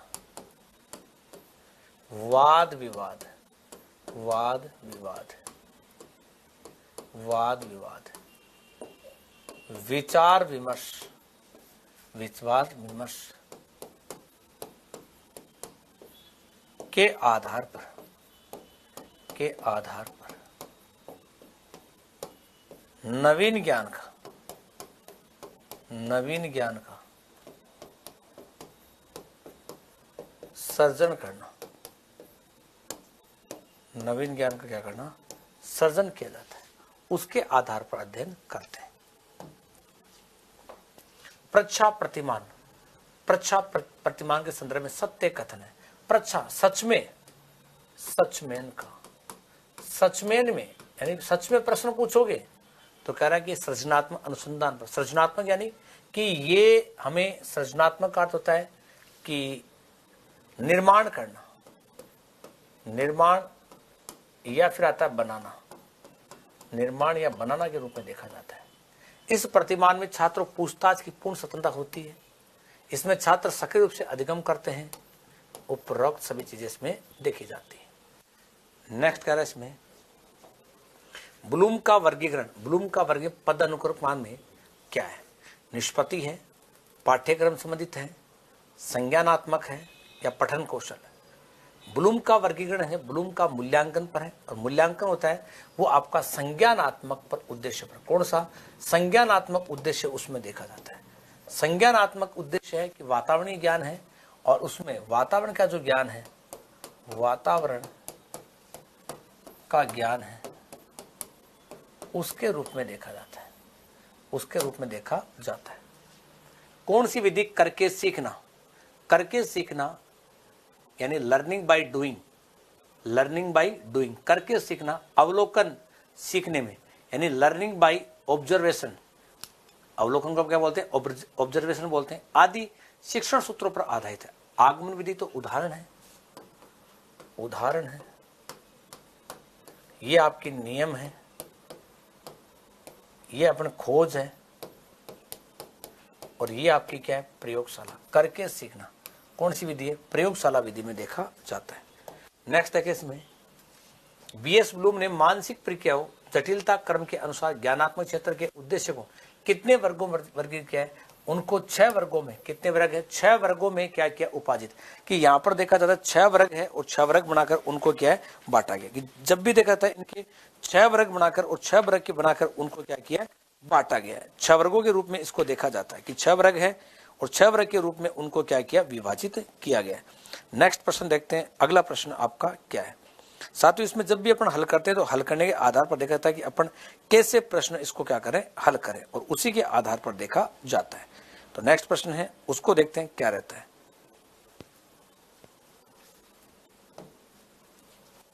बेलार्ड के अनुसार प्रयोजना है वास्तविक जीवन का संपूर्ण अंश है, वास्तविक जीवन का छोटा सा भाग है, कृत्रिम जीवन का छोटा सा अंश है, कृत्रिम जीवन का बड़ा अंश है। अब जो बेलार्ड के अनुसार प्रयोजना जब भी देखी जाती है तो जब जीवन जीते हैं एक छोटा सा हिस्सा होता है कि यहां पर प्रयोजना होती है, एक छोटा सा भाग उसमें लेते हैं, तो वास्तविक जीवन का एक छोटा सा भाग होता है। वास्तविक जीवन है उसका छोटा सा भाग लेकर अपन क्या करते हैं, अध्ययन करते हैं। लेकिन जीवन का वास्तविक गुण होना चाहिए, ऐसा नहीं कि अवास्तविक। संपूर्ण का मतलब तो पूरा पूरा, छोटा सा भाग होता है अंश। निम्नलिखित में से किस विधि में थॉर्नडाइक के सीखने के तीनों नियमों का पालन होता है? तीनों नियम इसके कौन से आते हैं? तत्परता, अभ्यास, परिणाम व प्रभाव। परिणाम व प्रभाव, ये तीनों प्रभाव है, मुख्य नियम है। 5 इसके आते हैं गौण नियम। तो ये प्रभाव कहां पर आता है? प्रयोजना विधि में। कौन सी विधि में आता है? प्रयोजना विधि में, भ्रमण में नहीं है। और थॉर्नडाइक वैसे बल देता है करके सीखने पर। करके सीखना आता है आपका, अवलोकन आपकी प्रयोजना विधि में देखा जाता है। नेक्स्ट करें, इसमें प्रयोजना विधि में बल दिया है पाठ्यक्रम पर, बाल केंद्रीय पर, अध्यापक पर, परीक्षण पर। अब करके सीखता है तो प्रयोजना विधि आती है किसकी? बाल केंद्रित शिक्षा। आज वर्तमान के अंतर्गत क्या है कि बाल केंद्रित, कि मनोविज्ञान के आने के कारण, किसके कारण? मनोविज्ञान के आने के कारण आज शिक्षा जो पूरी रूपरेखा बनती है, और रूपरेखा किसके अकॉर्डिंग बनती है? बालक के अकॉर्डिंग बने, कि जो बालक है उसके अकॉर्डिंग पूरी रूपरेखा है वो तैयार होती है। कि बालक के अकॉर्डिंग है पूरी रूपरेखा अपन क्या करते हैं? तैयार करते हैं। और तैयार करने वाले देखी जाती है कि बालक के अकॉर्डिंग है वो आपकी रूपरेखा है, और रूपरेखा अपन क्या करते हैं? तैयार करते हैं। बालक के अकॉर्डिंग है वही अपनी देखी जाती है। नेक्स्ट देखते हैं अगला प्रश्न आपका क्या रहता है। अगला प्रश्न देखते हैं साथियों, आपका क्या रहता है कि प्रयोजना विधि के प्रयोग में कई आवश्यक स्तरों का प्रयोग किया जाता है, जिसमें प्रथम पद होता है। अब प्रयोजना पर अपन देखते हैं परिस्थितियां उत्पन्न करना, प्रयोजना का नियोजन है, प्रयोजना का मूल्यांकन है, प्रयोजना का क्रियान्वयन है। अपन जब भी प्रयोजना विधि का प्रयोग करते हैं तो उसमें सबसे पहले करके सीखने परिस्थितियां उत्पन्न करते हैं कि सीखने की परिस्थिति क्या है, सीखने की प्रक्रिया क्या है, शिक्षार्थी कौन है, वो इसमें देखा जाता है। नेक्स्ट करें इसमें कि रेडियो की सीमाओं को दूर करने वाला उपकरण है। रेडियो क्या होता है? सीमा होती है, तो इसकी क्या होती है? एक रेंज होती है। रेंज एक दूरी को निर्धारित करती है, कि दूरी जो होती है सीमा होती है। और इसमें क्या होता है? समय पर कार्यक्रम आता है। और इनकी सीमाओं को दूर करने के लिए आपको क्या करना पड़ेगा कि आपको टैप रिकॉर्डर है, दूरदर्शन है, चलचित्र, लिंगवा फोन। हमें टैप रिकॉर्डर में टेप रिकॉर्डर में रिकॉर्ड करके उसको बार बार सुन सकते हैं। कि टेप रिकॉर्डर में एक बार रिकॉर्ड करवा लिया, और एक बार रिकॉर्ड कराने के बाद में इसको अपन क्या कर सकते हैं? बार बार इसको सुन सकते हैं। कि बार बार है वो इसको सुना जा सकता है, एक बार नहीं, बार बार इसको सुन सकते हैं। नेक्स्ट कह रहा है कि निम्नांकित में से कौन सा चरण हर्बर्ट का उपागम और मॉरिसन का उपागम दोनों एक है? अब देखो ध्यान देना कि हर्बर्ट और मॉरिसन के पद कौन से आते हैं। तो यहाँ पर सबसे पहले अपन देखा था कि हर्बर्ट और मॉरिसन के दोनों के पद देखे जाते हैं, और दोनों के पद होते हैं तो उसमें 5 पद और 5 पद, दोनों के 5 पद हैं। एक का है स्मृति पर और एक का है अवबोध पर। अवबोध है और दोनों देखा जाता है। अब यहां पर जो आता है सबसे पहले योजना, प्रस्तुतिकरण, नियोजन भी कह सकते हैं इसको। यहां पर आता है अन्वेषण, फिर आता है प्रस्तुतिकरण। प्रस्तुतिकरण दोनों में कॉमन है, लेकिन यहां पर क्या है? तुलना, यहां पर निष्कर्ष, और यहां पर क्या है? प्रयोग। यहां आत्मीकरण, संगठन है, वर्णन है। तो यहां पर क्या होगा कि दोनों में प्रस्तुतिकरण है वो कॉमन है और इसमें समय अधिक लगता है, समय अधिक लगता है, समय है वो ज्यादा देखा जाता है। किस प्रकार की परीक्षा में अभिव्यक्ति की स्वतंत्रता होती है? किस प्रकार की परीक्षा में अभिव्यक्ति होती है? यह प्रश्न आपका वापस रिपीट हो गया है, दोबारा आ चुका है, बार बार एग्जाम में आ रहा है। अभिव्यक्ति यानी विचारों को प्रकट करना, विचारों को, पहले भी आ चुका है, विचारों को प्रकट करना, विचारों को प्रकट करना है। और विचार जब प्रकट होते हैं तो किसमें? निबंधात्मक में, ना तो आपके ऑब्जेक्ट में होते हैं, ना इसमें आपके अति लघुतरात्मक में, उसमें केवल मौखिक था, केवल ऑप्शन चेंज हुआ है, प्रश्न तो वही रिपीट हो रहा है, बार बार एग्जाम में आ रहे हैं। ऐसे प्रश्न तो आपको देखते टिक करने चाहिए। जब छात्र की परीक्षा द्वारा मापी गई योग्यता को सही मूल्यांकन में स्थायित्व है, अब देखो यहाँ पर शब्द कौन सा है? स्थायित्व होता है, और स्थायित्व होता है वो आपकी विश्वसनीयता है। विश्वसनीयता, मापन, माप के लिए मापते हैं, मापन की विधि उसी के लिए मापन करती है और उसको वैधता कहा जाता है। निदानात्मक में क्या करते हैं? कारण की खोज, कारण की खोज की जाती है, जो कारण है उसके क्या करना? खोज करना। एनसीएफ 2005 में सतत एवं व्यापक मूल्यांकन में अधिक महत्व देता है।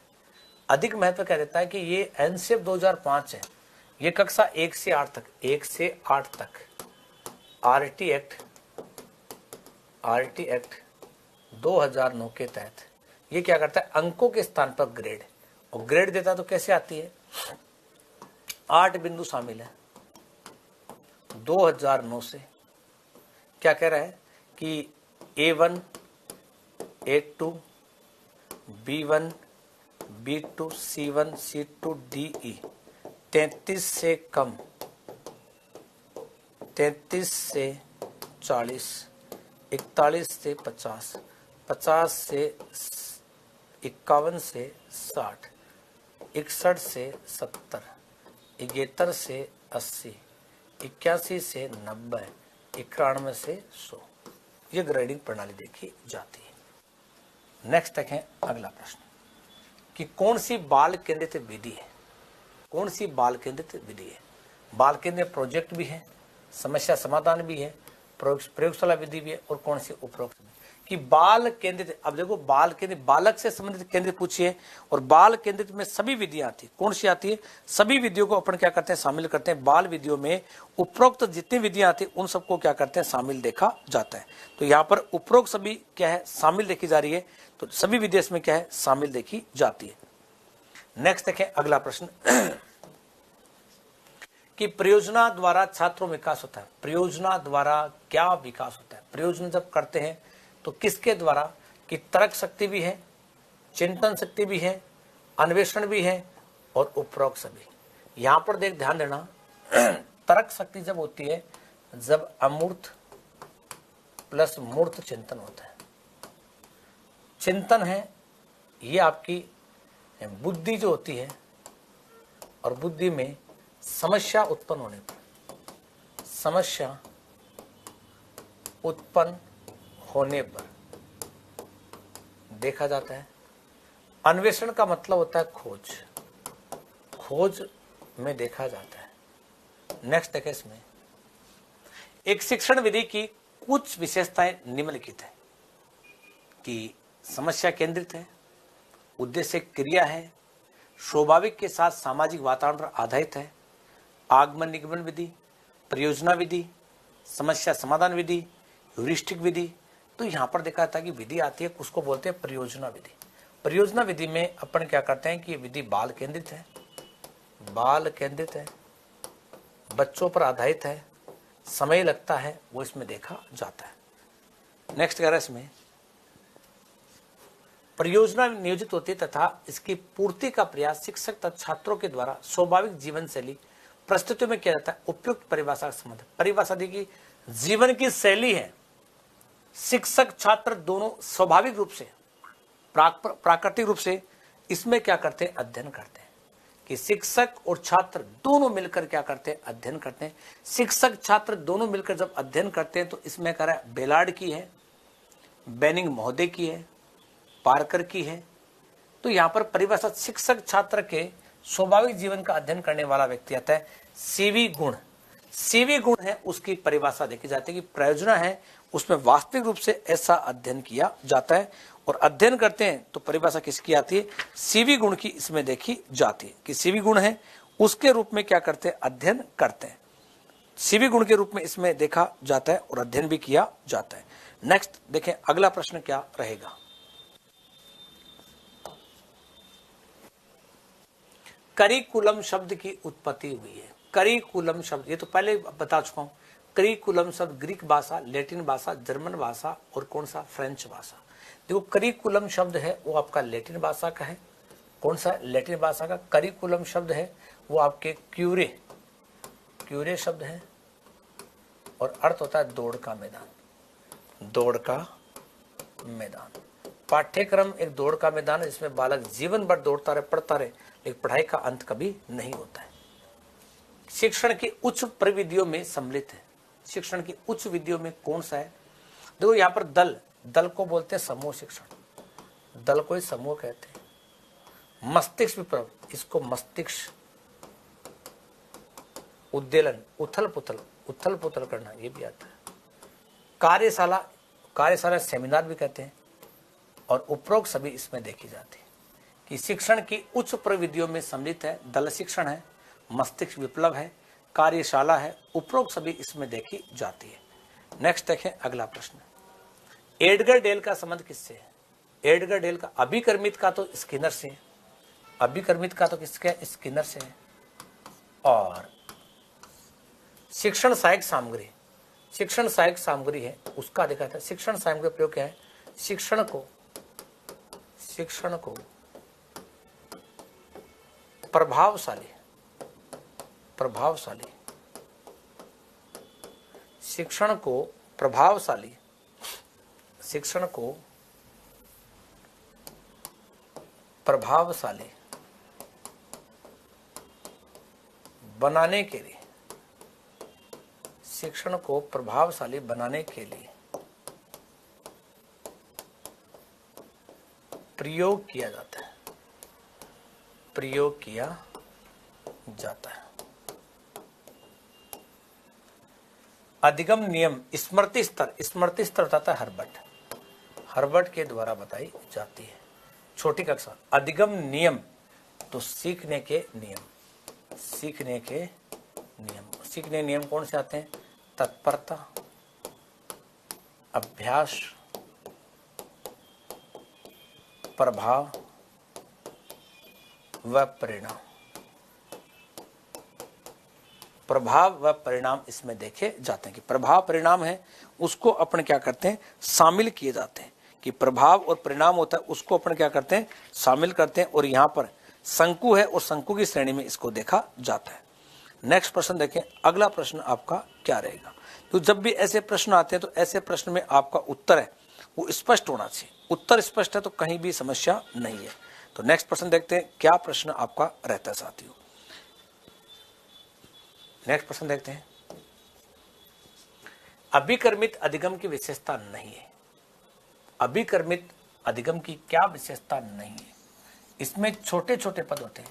छोटे छोटे पदों को, छोटे छोटे पदों को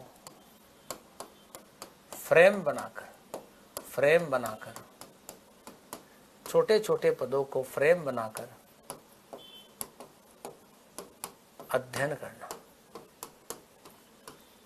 तो इसमें बड़े पद है, ये आपका गलत है। तत्काल है, स्वगति है, स्वमूल्यांकन है, लेकिन ये देखा नहीं जाता किसके द्वारा है, स्किनर के द्वारा, स्किनर के द्वारा देखा जाता है। नेक्स्ट कर इसमें एलेक्स ए ओसबोर्न प्रविधि का प्रमुखता से बल देता है दल शिक्षण पर, सूक्ष्म शिक्षण पर, अभिकर्मित पर। दल होता है तो इसका तो मतलब समूह में, समूह में शिक्षण करवाना, समूह में शिक्षण करवाना, समूह का शिक्षण करवाना यानी कक्षा कक्ष, कक्षा कक्ष इसमें देखा जाता है। सूक्ष्म शिक्षण का होता है कि छोटे छोटे छोटे छोटे छोटे छोटे बिंदु बिंदु का बारीक से अध्ययन अभिकर्मित है स्किनर की। छोटे फ्रेम बनाकर अध्ययन, बार बार अध्ययन करना। तो मस्तिष्क विप्लव है, कौन सा है कि मस्तिष्क, एलेक्स ओसबोर्न की देखी जाती है, तो आपकी कौन सी आती है, मस्तिष्क विप्लव विधि के रूप में देखे। मस्तिष्क जो है उसके विप्लव के रूप में इसको क्या करते हैं, अध्ययन करते हैं। तो मस्तिष्क विप्लव के रूप में इसको अध्ययन किया जाता है। नेक्स्ट देखते हैं अगला प्रश्न आपका क्या रहता है। अगला प्रश्न अपन देखेंगे और बड़ा शानदार प्रश्न आपका देखा जाएगा। नेक्स्ट प्रश्न देखें, अगला प्रश्न आपका क्या है कि निम्नलिखित में से कौन सी विशेषता एक उत्तम परीक्षण की नहीं है।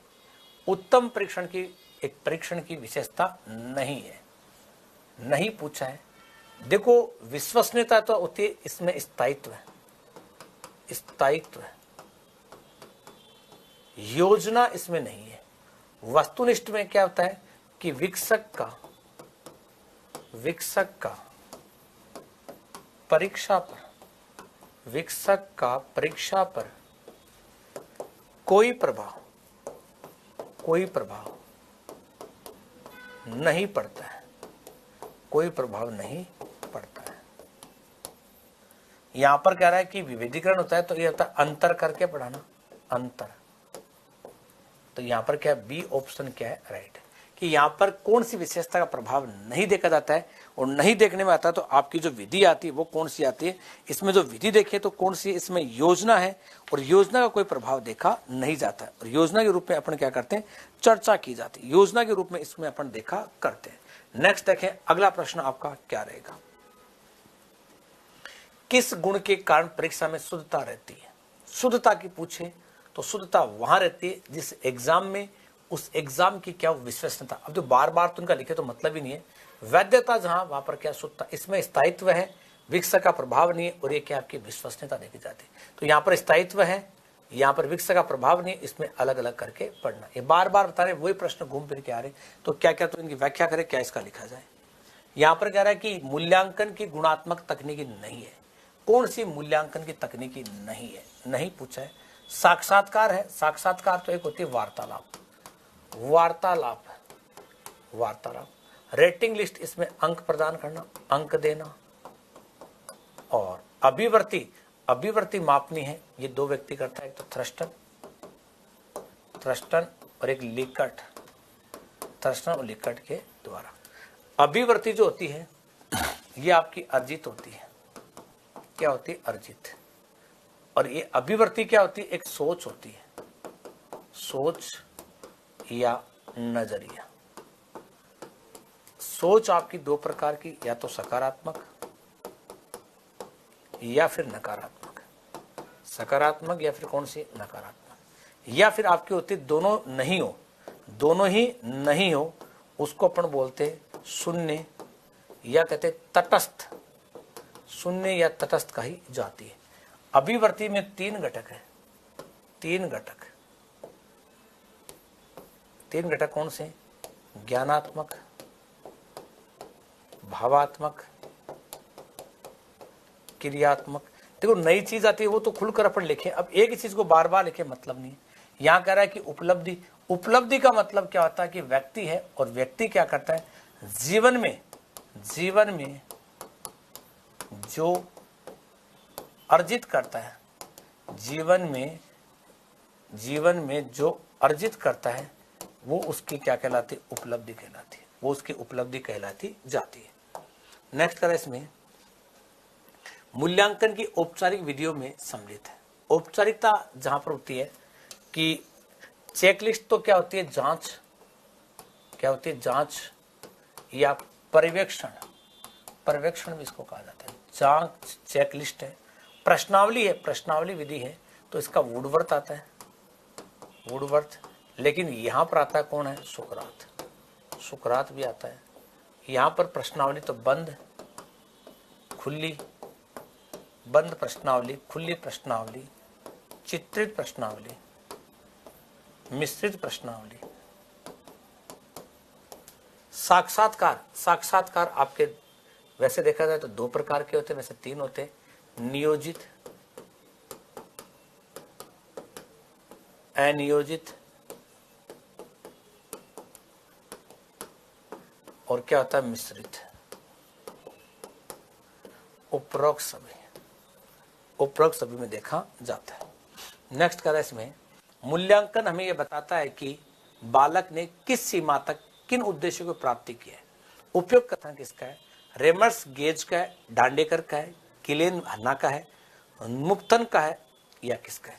देखो डांडेकर है, डांडेकर का कथन देखा था कि यहाँ पर मूल्यांकन हमें बताता है कि किस सीमा तक उद्देश्य की हमारी क्या हुई है, प्राप्ति हुई है, और प्राप्ति हुई है तो वहां तक देखा। इसको दांडेकर का कथन कौन सा है? दांडेकर है, और दांडेकर के कथन के रूप में इसको देखा जाता है। तो दांडेकर है, दांडेकर के कथन के रूप में इसको अपन क्या करते हैं, अध्ययन करते हैं। नेक्स्ट प्रश्न देखते हैं, अगला प्रश्न अपना क्या रहता है। अगले प्रश्न के रूप में अपन देखते हैं क्या प्रश्न का आंसर रहता है। नेक्स्ट प्रश्न अपना आपका इसमें आ गया है कि समस्या समाधान विधि के पदों को सही क्रम में व्यवस्थित किया जाता है। सही क्रम में व्यवस्थित करें तो कौन सा आएगा? सबसे पहले कौन सा क्रम इसमें देखा जाएगा कि तथ्यों का संकलन है, समस्या का परिभाषीकरण है, परिकल्पनाएं हैं, मूल्य का निरूपण है, समस्या का चयन और प्रस्तुतिकरण है। सबसे पहले अपन क्या लेंगे? समस्या है और समस्या को लेंगे सबसे पहले। समस्या सब में आ रही है। फिर कह रहा है कि समस्या जब ली जाती है, क्या ली जाती है? समस्या जब ली जाती है तो कह रहा है समस्या लेने के बाद में हमें क्या करना है कि हमें तथ्यों का संकलन न लेकर समस्या का प्रभाषीकरण, समस्या का परिभाषीकरण लेते हैं।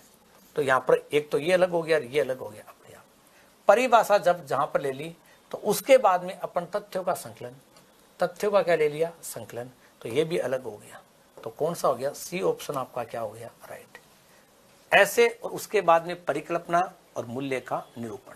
हमेशा प्रश्न को प्रश्न की भाषा के अकॉर्डिंग सेटिंग करनी होती है और समस्या समाधान विधि उसमें देखा जाता है।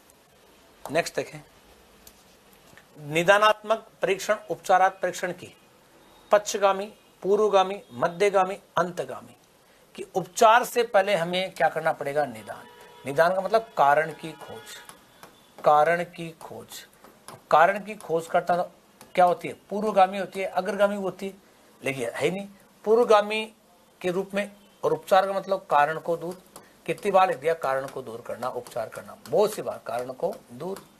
तो यहां पर पूर्वगामी कहो या फिर अग्रगामी कहते हैं, अग्रगामी, लेकिन शब्द नहीं है। मध्यगामी, अंतगामी, पक्षगामी। अंत को एक पक्ष बोलते हैं, मध्यगामी होता नहीं है। नेक्स्ट देखें अगला शब्द, विद्यालय में वे छात्रों के व्यवहारगत परिवर्तनों के संबंध में साक्ष्यों के संकलन तथा उनकी व्याख्या करने की प्रक्रिया को कहा जाता है।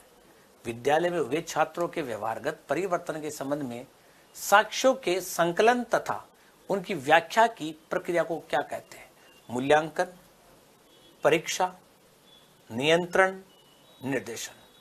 देखो यहां पर व्यवहारगत जो परिवर्तन होता है और अपन एक संकलन करते हैं, एकत्रित करते हैं साक्ष्यों को, जब एक जगह एकत्रित हो जाते हैं तो उसको अपन कहते हैं मूल्यांकन। क्योंकि मूल्यांकन आपकी अंतिम प्रक्रिया है, अंतिम प्रक्रिया के रूप में देखा जाता है। किसको? कि मूल्यांकन आपकी अंतिम प्रक्रिया है और अंतिम प्रक्रिया के रूप में इसको देखा जाता है। नेक्स्ट कह रहा है अगला प्रश्न, क्या कह रहा है कि निम्नलिखित में से असत्य कथन कौन सा, गलत कथन कौन सा, असत्य कथन कौन सा है, उसको छांटना। छांटो देखिए फटाफट।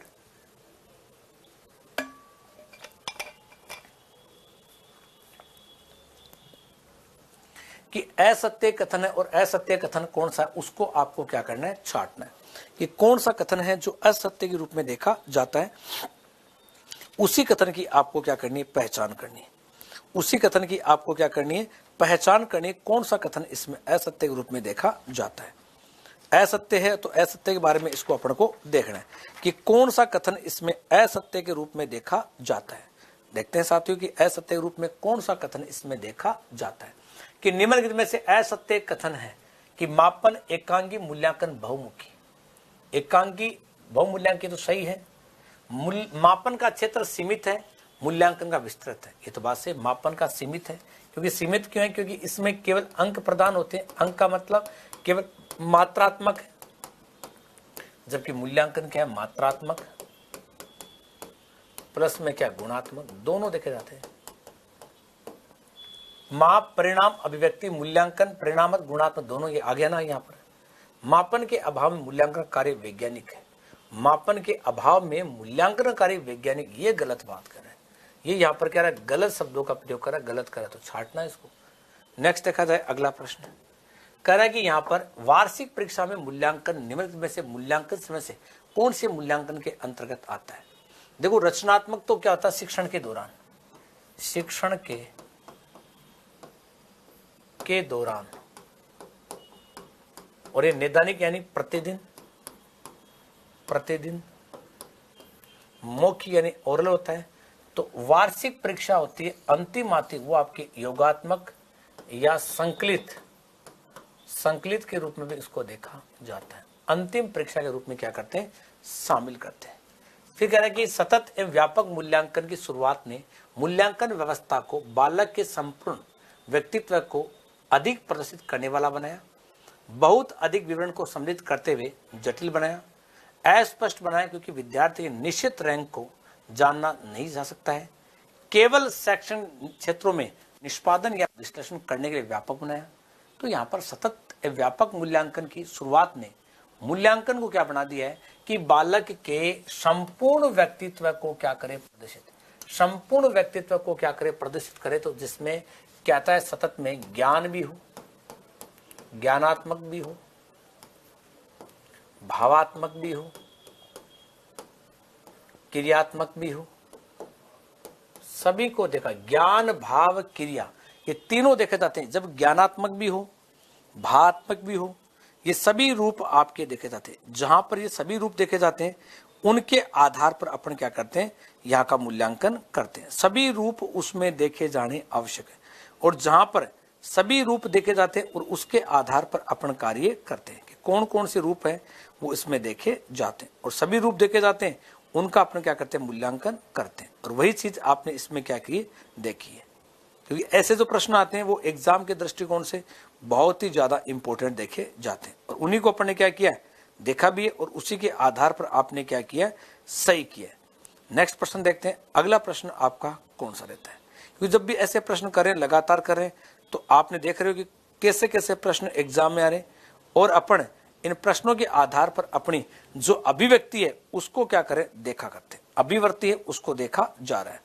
नेक्स्ट प्रश्न देखते हैं। अगला प्रश्न आपका क्या रहता है, क्योंकि इसमें अपन सतत के रूप में देखा है और किस प्रकार से प्रश्नों को देखा करते हैं। नेक्स्ट प्रश्न देखें साथियों, मूल्यांकन में शामिल है। अब सूत्र आ गया ना, मूल्यांकन में शामिल। ये तो इतनी बार बता चुका हूं आपको कि ये प्रश्न बार बार आ रहा है। देखो, मापन है, ये तो मात्रात्मक, संख्यात्मक,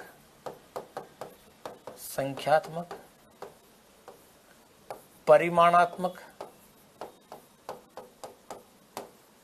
और अमापन का मतलब क्या होता है, गुणात्मक। मूल्य निर्धारण, मापन, अमापन, मूल्य निर्धारण और उपरोक्त सभी देखा जाता है। ये कितनी बार प्रश्न आ चुका है। फिर कह रहा है कि सतत एवं व्यापक मूल्यांकन के संदर्भ में एनसीएफ 2005 में बच्चों की अनुशंसा प्रस्तुत करता है। एक सहज शिक्षक कर के रूप में, सहायता रूप में, समग्र रूप से यानी सारगर्भित के रूप में, परिवेश से अंतः क्रिया स्वयं ज्ञान सृजन करता है कि पूर्व ज्ञान के आधार पर नवीन ज्ञान क्या करता है, सृजन करता है। तो सतत व्यापक मूल्यांकन, तो इसमें 3 शब्द हो गए, 3 शब्द शामिल है। कौन कौन से, सतत, व्यापक, मूल्यांकन। ये आपका टॉपिक है, ध्यान देना पहले साथियों कि आरटी एक्ट 2009 के तहत धारा 29(2) में होता है। तो इसमें ए भी है, बी भी है, सी भी है, और कौन सा है, डी ऑप्शन क्या है, राइट है। नेक्स्ट कह रहा है इसमें निम्नलिखित में से वस्तुनिष्ठ प्रकार के प्रश्नों की सीमा है। वस्तुनिष्ठ प्रकार के हैं जो ऑब्जेक्टिव प्रश्न है, जिस पर विकसक का कोई प्रभाव नहीं, कि वस्तुनिष्ठ परीक्षा होती है, इस पर विकसक का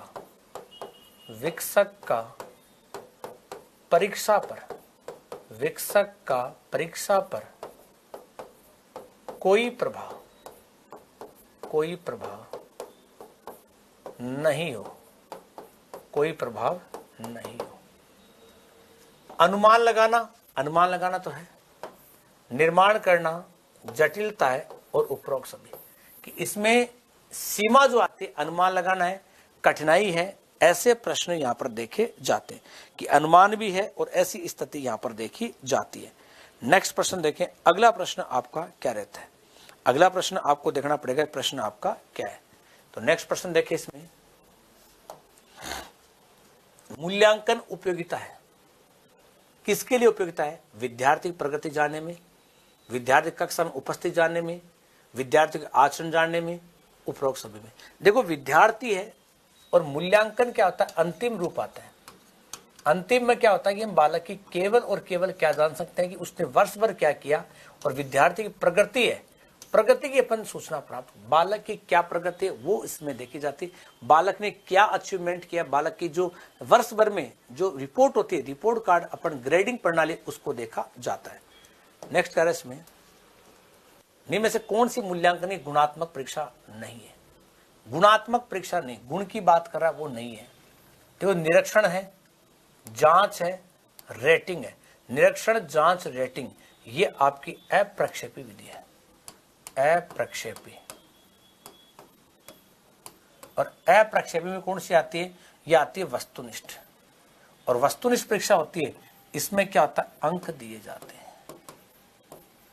लेकिन वस्तुनिष्ठ प्रश्न यहां पर रेटिंग, जांच, निरीक्षण ये तीनों होते हैं, इनमें अंक नहीं देते हैं। तो गुणात्मक परीक्षा नहीं है, ये गुण बताती है, ये अंक के बारे में देखा जाता है। नेक्स्ट देखें अगला प्रश्न, विद्यार्थियों की अधिगम कठिनाइयों के निदान के उपरांत, ये प्रश्न फिर से आ गया, चौथी पांचवी बार आ रहा है। निदान के, क्योंकि एग्जाम में बार बार आ रहे तो क्या करें, शामिल करना पड़ता है। निदान के उपरांत विज्ञान शिक्षण में किस प्रकार की शिक्षण की व्यवस्था की जानी चाहिए। जब निदान के बाद में अपन कौन सी विधि का प्रयोग करते हैं, निदान के बाद में हम हमेशा उपचार विधि का प्रयोग, उपचार करेंगे, उसके कारण को दूर करेंगे। जो कारण है और कारण को दूर करना, आज आपके कारण को जानकर कारण को क्या करना, दूर करना, वही आपका क्या कहलाएगा, उपचार कहलाएगा। वस्तुनिष्ठ परीक्षण का मुख्य दोष क्या है? व्यापकता का अभाव, विश्वसनीयता का अभाव, अभिव्यक्ति का अभाव, वैधता का अभाव। वस्तुनिष्ठ परीक्षा में हमेशा क्या होता है, अभिव्यक्ति यानी कि विचारों को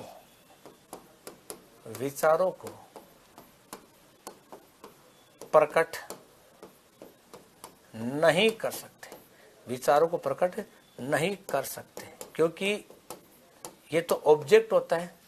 और जहां पर ऑब्जेक्टिव एग्जाम आती है उसमें केवल और केवल क्या होता है कि जो अभिव्यक्ति आती है उसका अभाव है वो देखा जाता है। अभिव्यक्ति जो आती है उसका अपन क्या करते हैं, अभाव होता है, वो अभाव आपका देखा जाता है कि जो अभिव्यक्ति है उसका अभाव अपने द्वारा देखा जाता है, वो इसमें क्या करते हैं, अपन शामिल करते हैं। नेक्स्ट देखें अगला प्रश्न आपका क्या रहेगा। अगला प्रश्न है उसके बारे में पूछा कि अगला प्रश्न आपका क्या रहेगा साथियों। तो नेक्स्ट प्रश्न आपका रहेगा इसमें कि निम्न में से कौन सी सर्वे दृश्य सामग्री है। सर्वे दृश्य, सर्वे भी है और दृश्य भी है। तो यहां पर चित्र विस्तारक यंत्र, फ्लैनेल बोर्ड, वृत्त चित्र की सर्वे दृश्य सामग्री है और श्यामपट्ट। तो श्यामपट्ट, चित्र विस्तारक, फ्लैनेल बोर्ड और श्यामपट्ट। श्यामपट्ट तो केवल क्या है, दृश्य है। वृत्त चित्र होते हैं, कौन से होते हैं, वृत्त चित्र होते हैं।